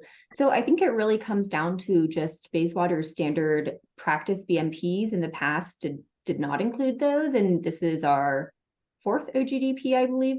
So I think it's just new practices that once we met with CDPHE, we realized were going to be pretty easy for us to implement, when historically it just wasn't a huge consideration. But I think we made the big decision internally to take these practices forward, and any future OGDPs will have the same commitments. If I could add on to that, please. I just wanted to say that I think, well, to echo Lauren and say that Bayswater's approach to BMPs has really evolved. And for some of them, like the PFAS one you just mentioned, they may be standard BMPs that are very familiar to you because they're becoming BMPs that you see on lots of OGDP applications, but they're not necessarily as familiar to a company like Bayswater, who's now in its fourth OGDP. The other two were quite some time ago. So they were a little bit newer, and regulatory staff and the company had to discuss them internally. And now, as Lauren says, they'll be easier to agree to in the future. Okay. Well, I mean, I'm just saying that they were agreed to at the last OGDP, so it was a little confusing why they jumped up on this one as not being committed to. And so I'm sure that it was a timing issue more than anything. So so I wonder, well, I'm going to pause right there for a second, let some other commissioners ask some questions, and then I may ask a couple of more at the end. Commissioner Cross. Thank you, Mr. Chair. And if Mr. Moret, if you could come back just momentarily, I want to try and follow up on a couple of questions as well. Thank you again for being with us. I wanted to talk about a couple things related to the high priority habitat issue that Commissioner Messner didn't touch upon. And one of those is there was the discussion of the substation, the electrical substation being immediately to the north of the pad. Have you seen any pictures of it? Do you have any kind of opinions on whether the existence of that substation would make the high priority habitat any, I don't want to say less valuable, but like have any kind of impact into the fact that there's already some development in that area, or is the substation kind of set aside enough that it wouldn't have that impact? And thanks for the question, Commissioner Cross. And in my best professional judgment, I would expect that a house, like if a homeowner or rancher had a house, with human activity around it, that would probably have more impact than, say, workers coming in to work on the substation. And so, is it pristine habitat to the south, given the location of the substation? I would still feel that the pronghorn and the mule deer that are used to that substation and the regular maintenance activities associated with that would not discourage them from using the location where this proposed location is planned for. And my other question was going to be more of a hypothetical, in that, given the time frame in which Bayswater has set forth about the drilling time and then the completion time, and that taking up a large portion of the year, and so it's likely going to impact that winter months anyway. Do you have an idea of whether in this area multiple occupations would be preferable to and adhering to timing stipulations, or would multiple occupations be more detrimental at that point in time? And I would clarify your hypothetical statements by the multiple occupations occurring during the wintertime or the summertime? Likely during the summertime. Okay, so I would say that, especially given that, the later in the winter, the February to April timeframe particularly is the hardest of the winter season. So given if the occupations were to happen summer, fall, whenever, that would be more preferable if there were multiple occupations.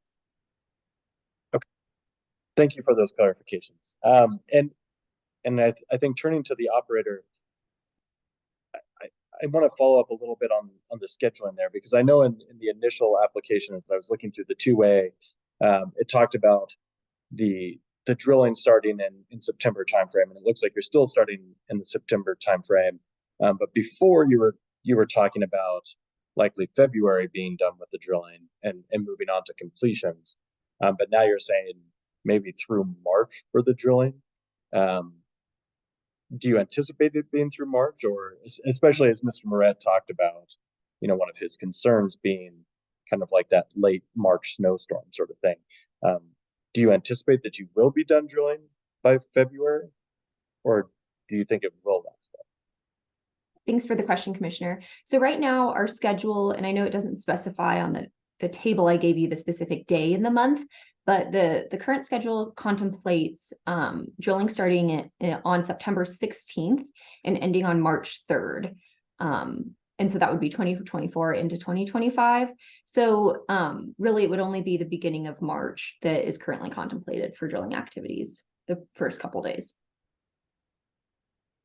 Okay.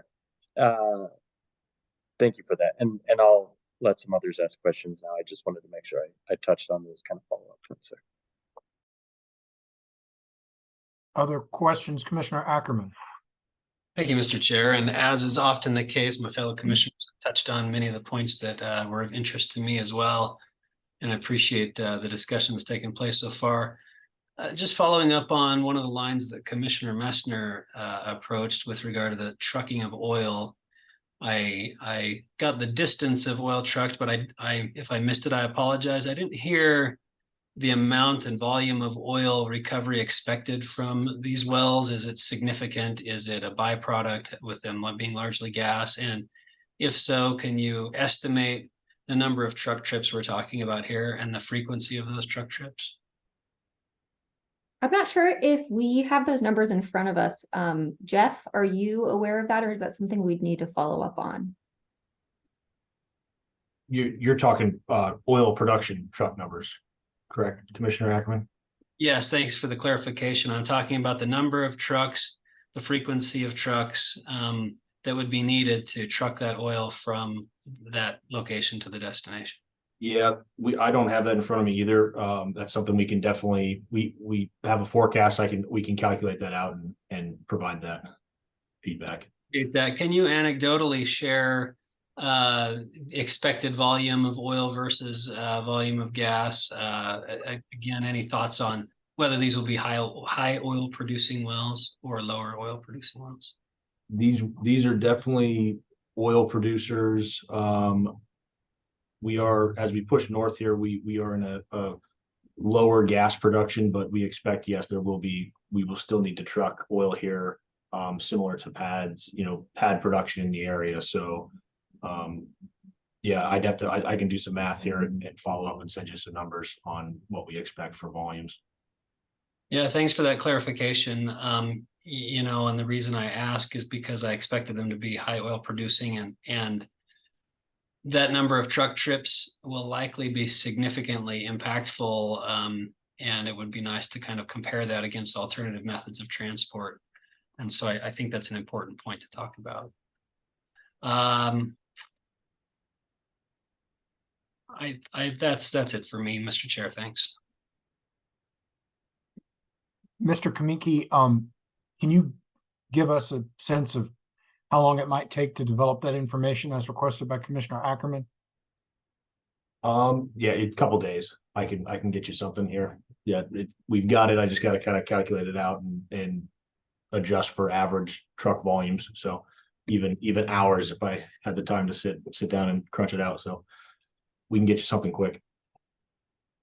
Okay, I think that would be helpful. I think, volume, frequency, miles traveled, where you're taking it to, this is a 25-year facility, if my numbers are accurate. And so I think that's information that is necessary for the commissioners as we contemplate this. It might be that we get to a spot where we need to continue the hearing to allow that to get developed, but that's just me musing about that. Commissioner McGowan wanted to ask questions. Thank you, Mr. Chair. And thanks for being here today and being last but not least. So could you clarify for me, are we using a tier 4 or equivalent? Haven't quite honed in on yet what the drilling methodology will be. Correct. It would be tier 4 or equivalent. And when you say equivalent, are you using dual fuel or battery assist? Do you have something in mind? I think Jeff could speak more to that.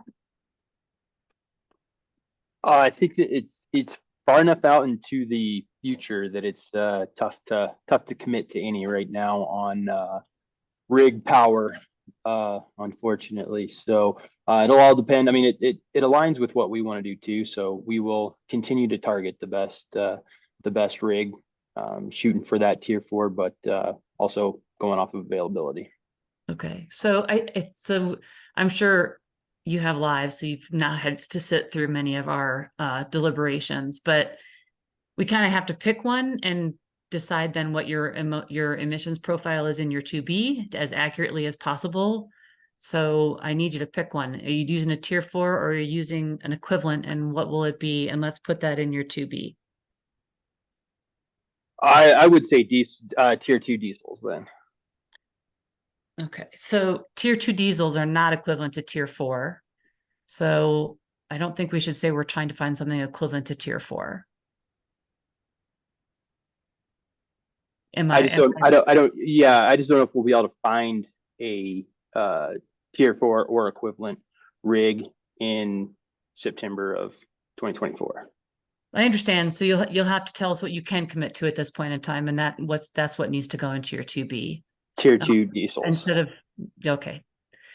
That being said, I think what you're hearing from commissioners, right, is typically kind of some things that we see for minimization. It looks like you're unable to do for this location, which is in a non-attainment area. So we're using power that maybe isn't as clean as if you were using electric or a tier 4 or something more equivalent. Instead of tier 2 diesel, we're having to truck oil, truck produced water. So from my perspective, there are some emissions concerns here. We have 7 oil tanks, 7 produced water tanks, more opportunity for emissions. I'm hoping maybe what's going to happen at this site is over time, we'll see less oil production, or maybe you can and produce water, and you can minimize those tanks on the site. I also wanted to talk a little bit about your cumulative impacts plan that you submitted. And I think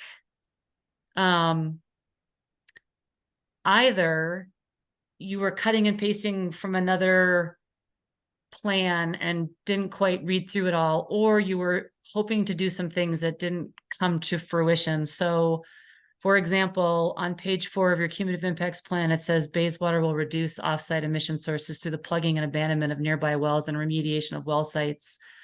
I don't see that in your 2B, and it wasn't part of your presentation. So I assume that's actually not part of this application. Is that correct? That's correct. Okay. Sorry, that must be an error in the application. Okay. So we need to update that, please. Also from your cumulative impacts plan, multiple measures to reduce truck traffic for operations as described in the form 2B and 2A to reduce and minimize air emissions via vehicle exhaust reductions. Based on the conversations we've had today, it's hard for me to understand what those strategies are that you consider to reduce truck traffic, because I think in this instance, we're probably going to have more truck traffic than we normally do for some of the sites in the DJ because you're unable to pipe your oil. Sorry, there's a question in there. Is that really what you intended to say? Because I don't really see what the strategies are then.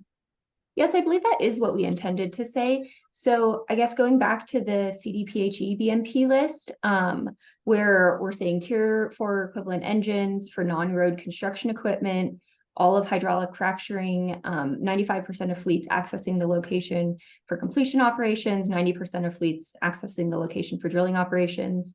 So I think that is a BMP that we have not previously committed to. I see what you're saying. So mostly though for pre-production activities, yes?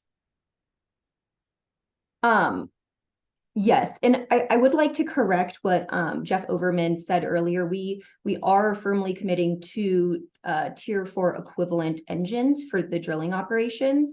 Sorry, a little internal miscommunication there. And then I'm not sure if you had the time, Commissioner McGowan, or if you saw this, but we did put together, if you recall from our last OGDP Onyx, you asked for some follow-up on how that commitment went. So we sent a detailed email outlining that efforts. I have it, it's kind of a wordy slide, but I can share it really quick. Let's see. So we did go through really extensive efforts to do that and ended up with an equivalent. Let's see. Pardon 1 second. I have like 5 screens up. Sorry, guys. I like that you all already know what I'm going to ask. You're right. I'm ready. We put a lot of effort into this one. Oh, I think this isn't full screen.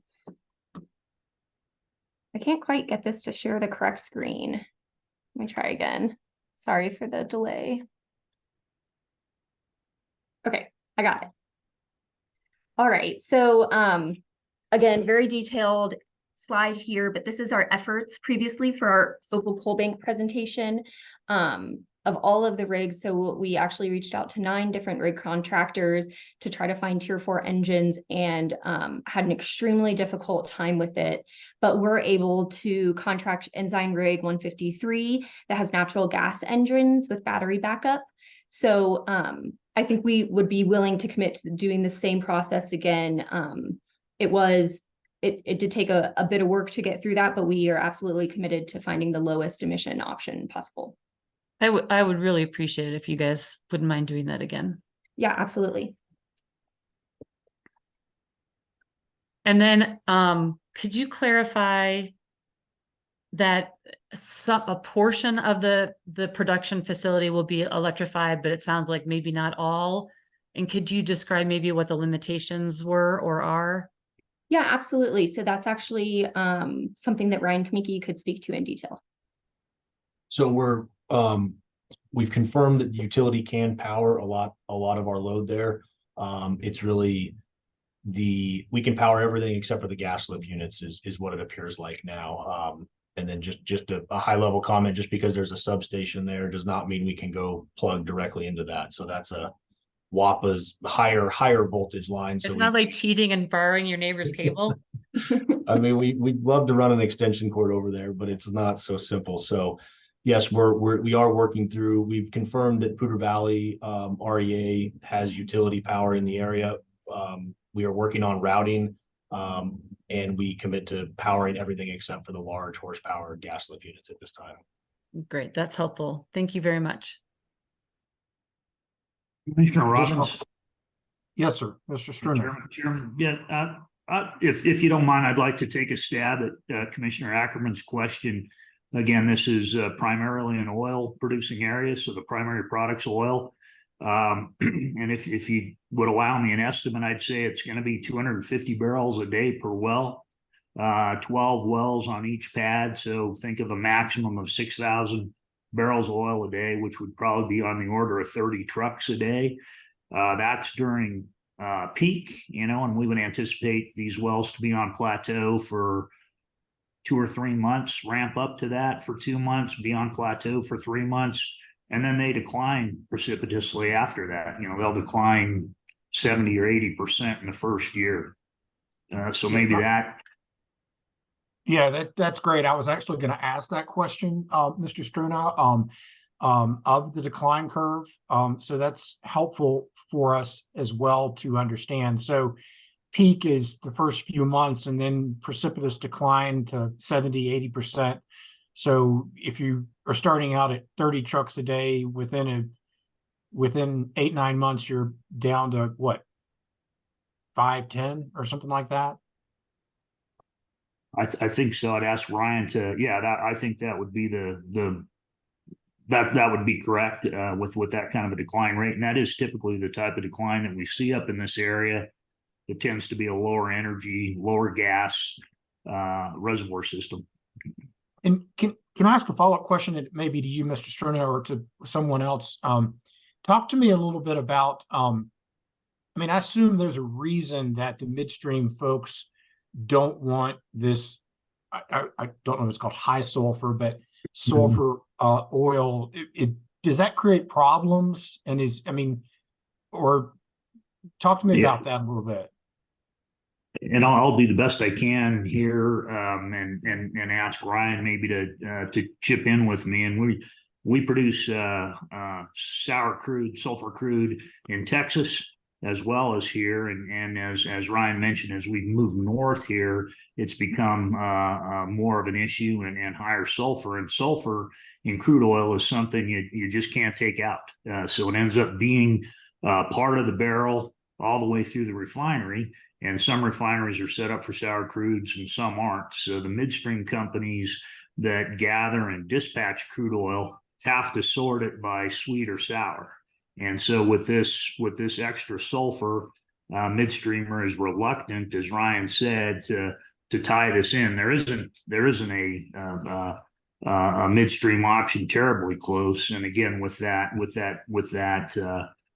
sulfur content, it could those barrels that I talked about could put that system out of spec from a sulfur standpoint, even though it's blending with other crude oil. So as Ryan mentioned, we're gonna truck that crude oil either to Suncor or to a pipe terminal where it'll get blended with lots of additional sweet barrels, and it won't have a spec impact with the trucking approach. Thank you for that additional information. That's helpful. Thank you. Further questions, commissioners? Ms. Ryan?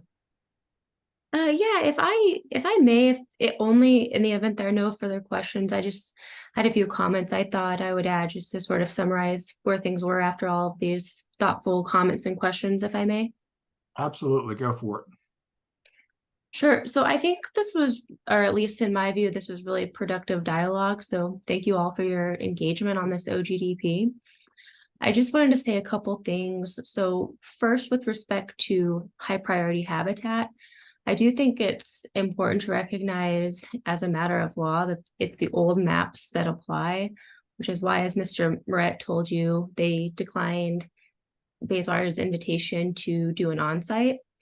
But that being the case, Bayswater was happy to hear that Mr. Moret seemed pleased that Bayswater was agreeing to the timing stipulation on a voluntary basis in large part. So again, that's no completions during the winter months, and we will be wrapped up just a few days into March for completions. And then with respect to pipelines, Bayswater does utilize pipeline takeaway at some of its other locations, and it does so where it's possible.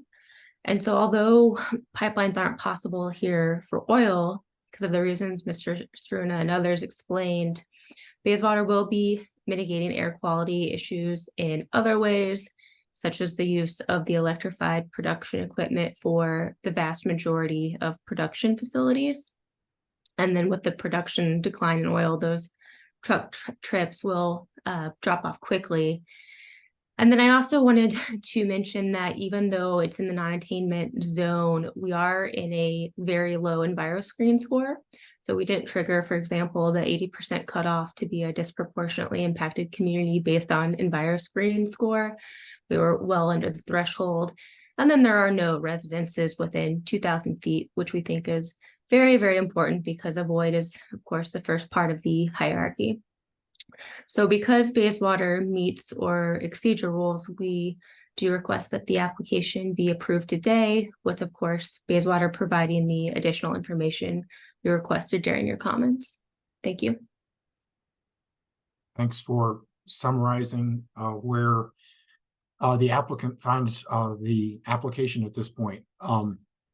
Commissioners, at this point, I believe we have an opportunity to determine next steps.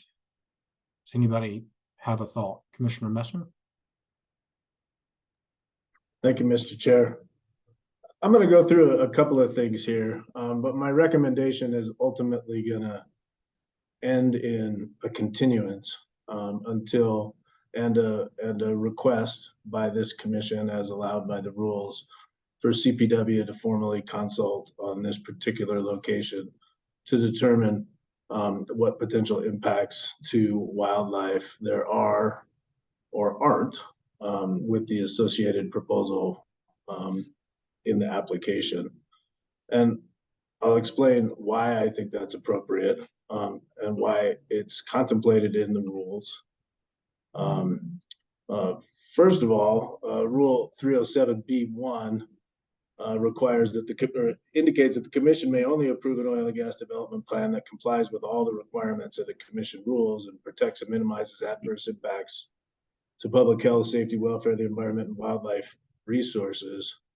The commission may add any conditions to the approval of an oil and gas development plan that it determines are necessary and reasonable to ensure compliance with all of the commission's rules or to protect and minimize adverse impacts to public health, safety, welfare, the environment, and wildlife resources. In the statement of basis and purpose on page 174, it does indicate that importantly, the commission may add any conditions of approval that it determines are necessary and reasonable to ensure compliance with the commission's rules and to protect and minimize potential impacts to public health, safety, welfare, the environment, wildlife resources. As it applies to this particular application, so we do have the ability to request a consultation with CPW if we determine that it's necessary and reasonable in order to ensure protection of the wildlife. As to the applicability of the high priority habitat maps, I'm not applying the high priority habitat maps to this particular application, but I am acknowledging that there's a potential impact to wildlife as indicated by CPW for habitats that are known. And so that's a situation that was contemplated during the mission change rulemaking. It's contemplated in our rules.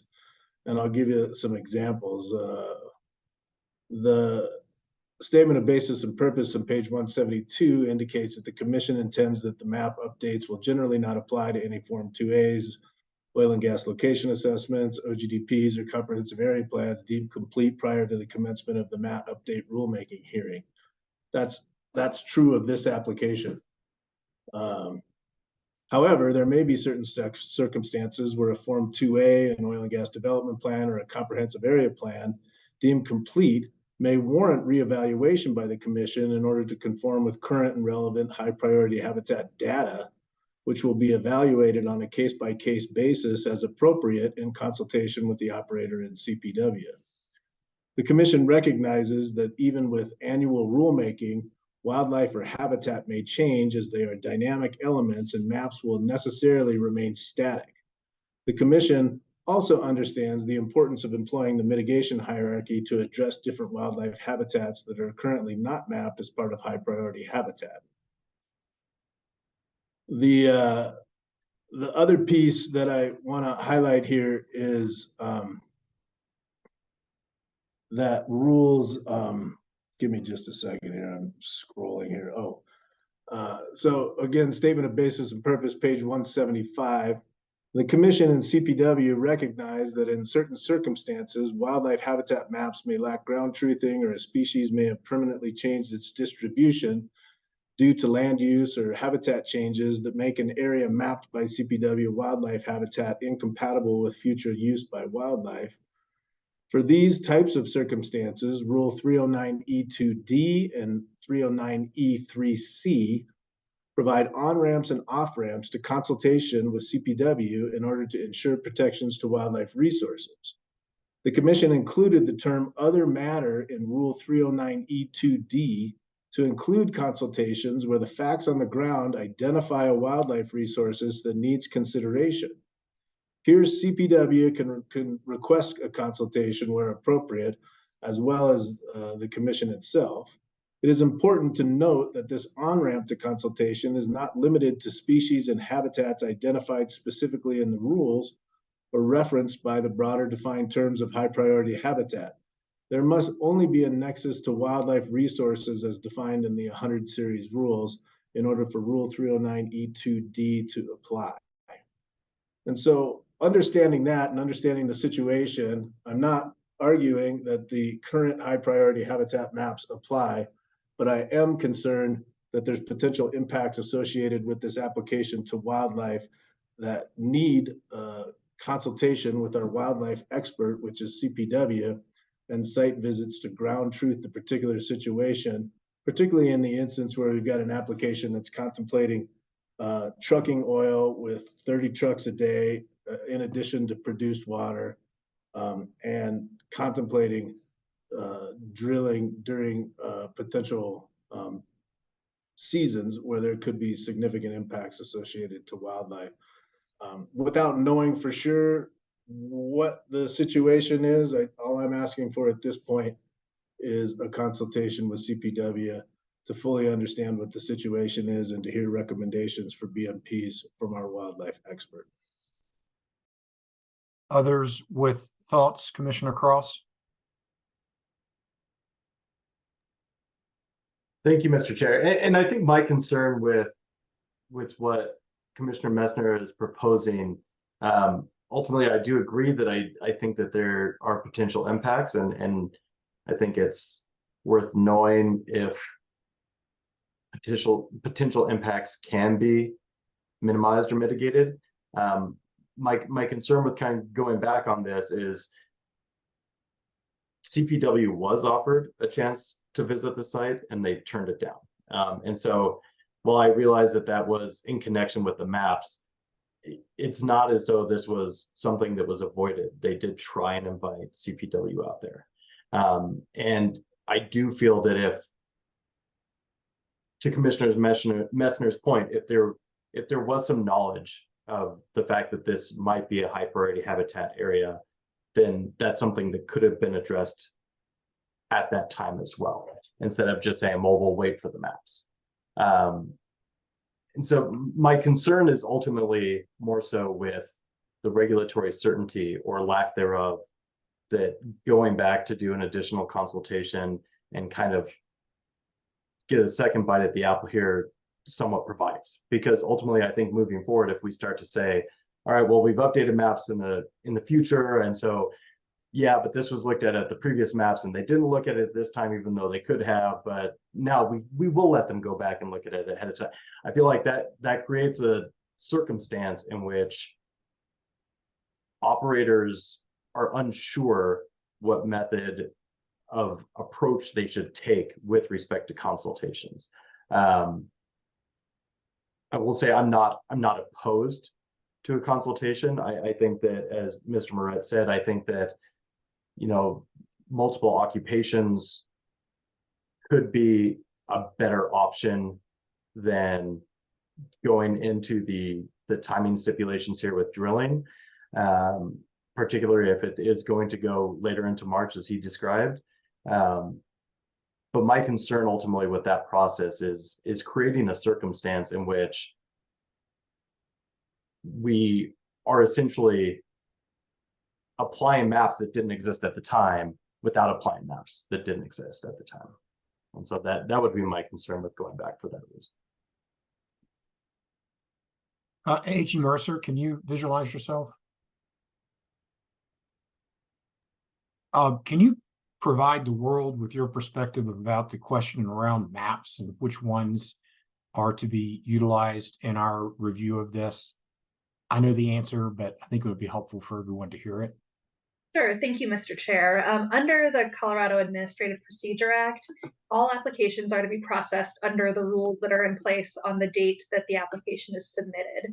The high priority habitat maps are a rule. So what that means is that on the date, the maps that are to be used are the ones that were in effect the date that this OGDP application was submitted, which in this case would be the current high priority habitat maps, not the sort of pending updates. And the pending updates that have this as high priority habitat, those haven't even come into existence yet. I mean, we had a hearing on them, but they don't become effective until November 30th, right? That's correct. Okay. Thank you. I think that's helpful for at least this commissioner. Commissioner Messner?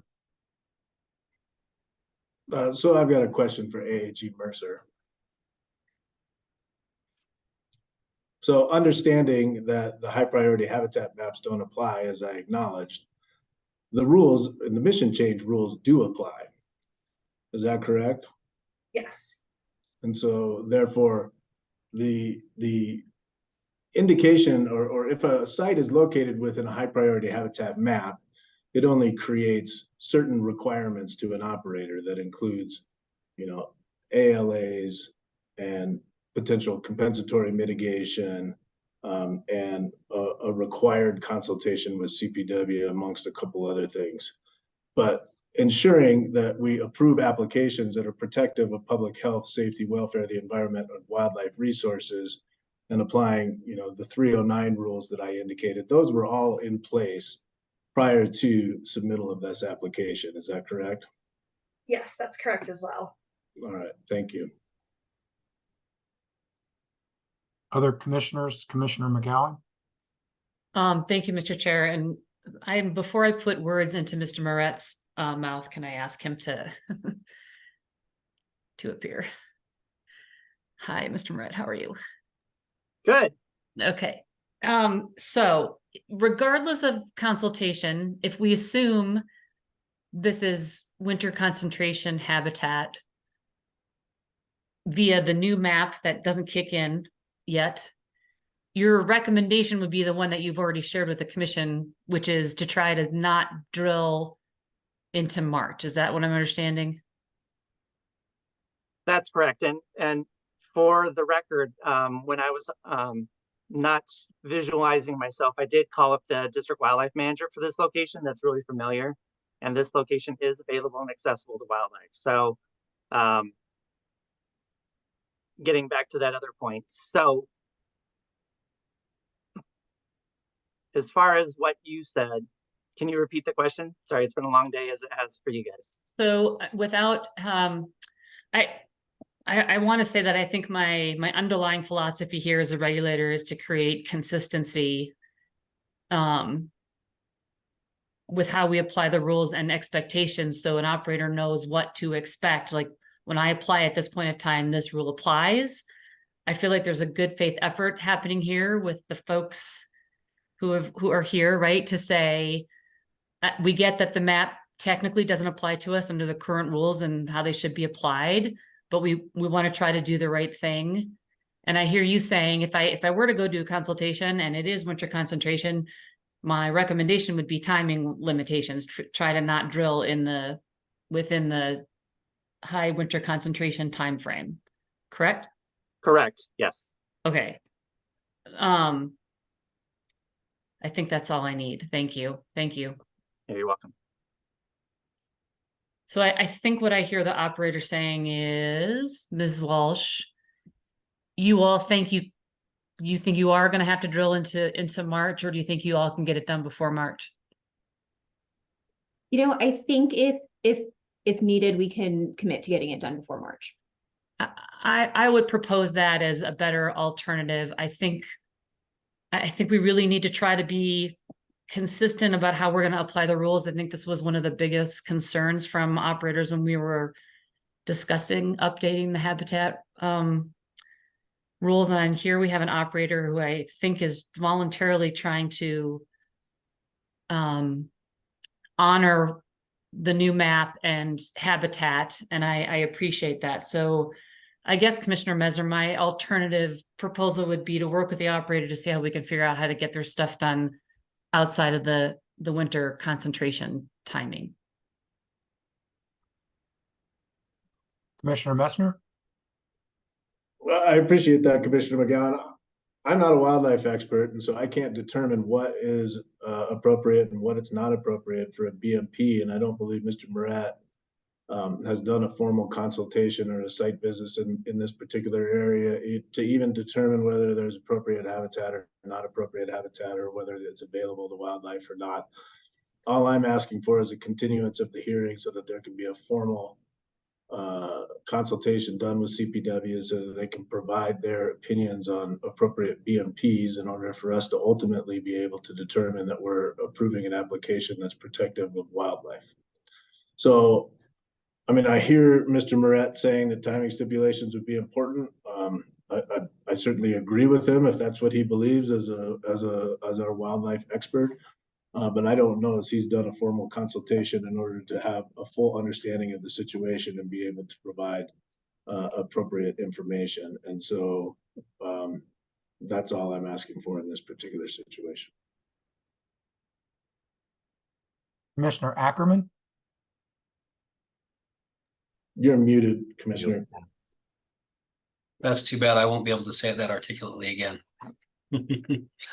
I appreciate the discussion so far, and I very much appreciate the efforts this operator has made during the hearing to be flexible and to consider what they can do. In contrast, that also causes me some concern that there could have been some pre-planning that perhaps could have been more protective of public health, safety, welfare, the environment, wildlife resources. And it concerns me that we kind of get to a point where we take a shot at it, but we could have done more. I do understand that our regulations set forth the standards and appreciate the compliance with the regulations. That said, I do appreciate the operator firmly committing to Tier 4 or equivalent engines for drilling on the fly. I think that's a great concession. I really appreciate you being willing to do that. Just one side note, I did want to note that staff did request in the course of this application clear BMPs on the light mitigation plan. The operator didn't provide those. Staff did ultimately recognize that modeling in the plan and Rule 424B adequately addresses offsite lighting impacts. And just wanted to say to all who are listening that certainly it's an impactful point to me as a commissioner whether or not an operator is responsive to specific staff requests.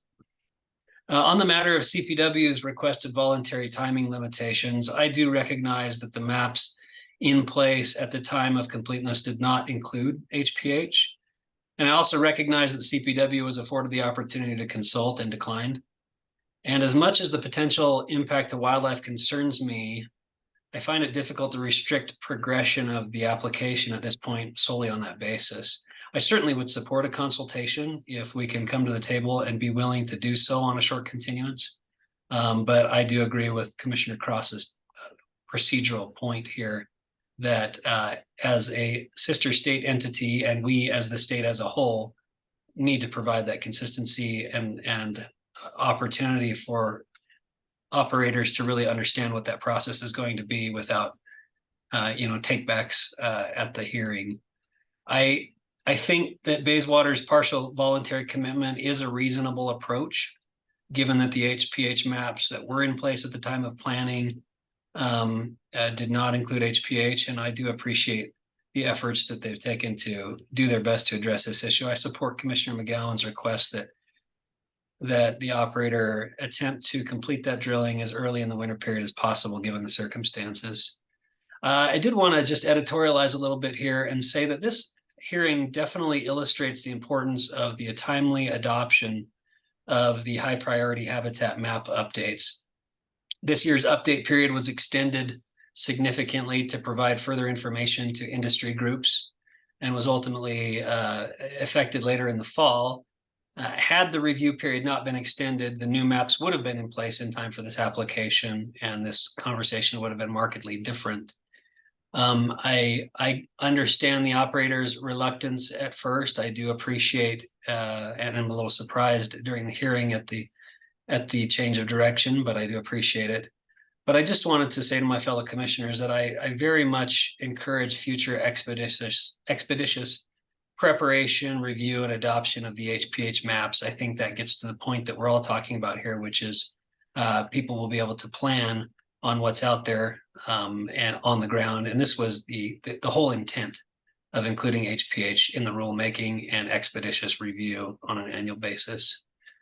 I have, honestly, on this application at this point, I have more concern about the further analysis, discussion, and understanding of the oil transport impacts and potential alternatives. We're talking about significant long-term oil trucking impacts, and we're talking about the significant impacts in the non-attainment area for a long period of time. Are there other alternatives, other discussions that can be had? And given that, I do appreciate Mr. Struna providing data on the fly. Thank you for doing that. I heard 6,000 barrels a day, 30 trucks a day for, 6 months or so, maybe a little less. And then a decline to 600-ish barrels a day, which is still quite a bit, probably necessitating 3 to 4 trucks a day. It's 67 miles I mapped to Suncor from the well site. And then, of course, that doesn't include the distance and time for the truck to get back to the pad. So if we, double that, we're talking about over 120 miles per truck. I'm concerned that the significant oil trucking from primarily oil producing and oil planned wells within the non-attainment area wasn't identified, front and center and addressed in the application and presentation, including the appropriate data and the exploration of alternatives. And so while I do have concerns about the other things that I've mentioned here, this is the one that's holding me up more than anything as a person who is charged with being very careful about adding to the emissions load, particularly in the non-attainment area. I'm particularly troubled by this point. Thank you, Commissioner Ackerman. I wanted to follow up on that point, but I'll let you finish. I am done. Thanks, Mr. Chair. Yeah. I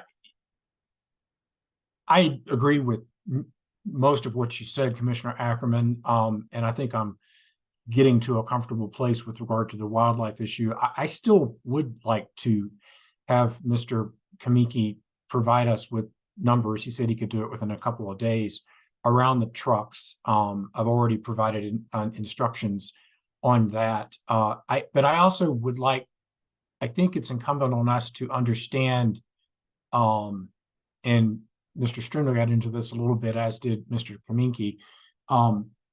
It sounds to me like this is not like isolated to this pad. And so I'd like to understand the nature of this sour crude in the northern DJ Basin. I think it's important for us to have a full understanding of development in that area, whether pipelines are even available, how much of the product there is of this sort, et cetera, because I just think that information is also super critical for us to have a full analysis. Again, I think the applicant has done a good job on the wildlife component. I appreciate that when the application came in, it was under the 20 whatever maps, and HPH wasn't there. The current maps don't apply.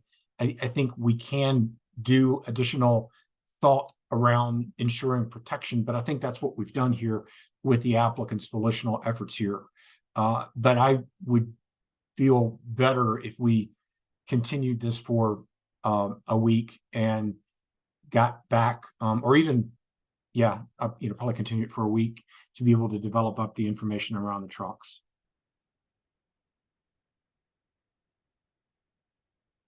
Commissioner Messner. Thank you, Mr. Chair. I think that makes sense. I'm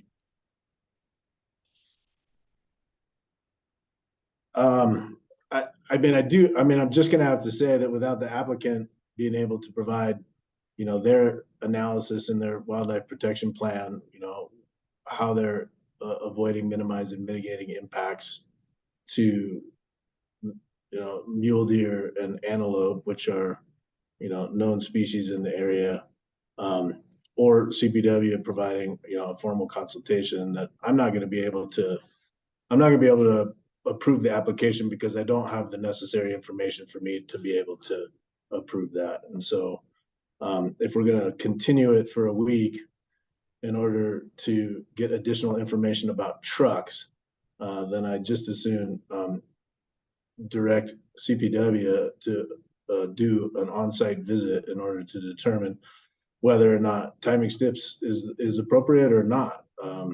And so that's where I'm at with it, but I just don't have the information right now. Any consideration of that is non-existent in the application. So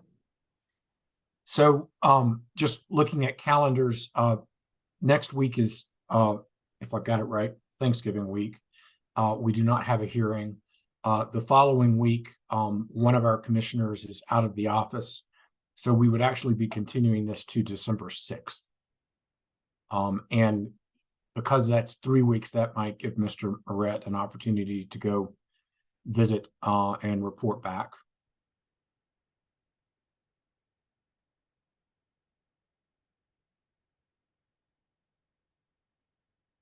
Ms. Ryan, I know this is not the direction that you and your client were looking for, but with this discussion, can you be comfortable, and does December 6th work for your client to come back? Yes, we will make December 6th a priority in our schedules for you. Okay, and then we would ask the record be supplemented in a mandatory fashion around the trucks, and in a request fashion from Commissioner Messner around Mr. Moret getting together with the applicant. That might actually be a good thing, because Mr. Moret may come back and say, the volitional things they've agreed to really are what's necessary. So that can help us, I think, with that aspect of the record. Yep. Absolutely, we'll provide those items. All right, anything further, commissioners? Hearings Manager Thomas. We actually do not have a hearing scheduled for December 6th. There's an internal conflict, so the next hearing would be December 13th. We do currently have one scheduled for the 29th, but obviously there's a conflict with one of the commissioners there. I think it's helpful to have the full vote of voting commissioners. So, and I was looking at my calendar. It shows a hearing on December 6th, but thanks for letting me know I've got the day off. So with that, I would look for a motion to continue this matter to December 13th. Mr. Chair, I'll move to continue docket number 230200037 to December 13th. Second motion, and we have a second. Any further discussion? Commissioner McGowan. Thank you, Mr. Chair. So this commissioner would be willing to work on a non-Wednesday if that would be necessary or better for the operator.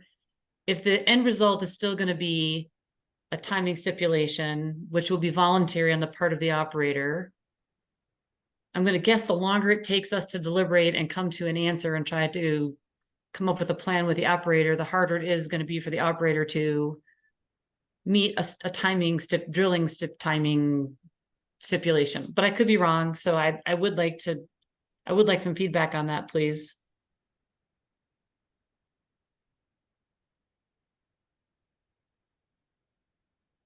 Who's providing feedback? I'm hoping someone from Bayswater. Okay, got it. Sorry. I think because this, our proposed start date is so far out for this, we would be fine with December 13th if that's what's most convenient for the commissioners. Great. Thank you for the feedback. No problem. Great. Thank you, Commissioner. With that, I'm seeing no further discussion. All those in favor of the motion, which is to continue this matter until December 13th, please signify by saying aye. Aye. Any opposed? All right, motion carries. You guys have got your homework. We look forward to reviewing your homework, and we will see you in a month. Anything further before the commission? Believe we have conducted our business appropriately, and we are looking for a motion to adjourn. So moved. Second. All those in favor signify by saying aye. Aye. Aye. Any opposed? Motion carries. We are adjourned. Thank you.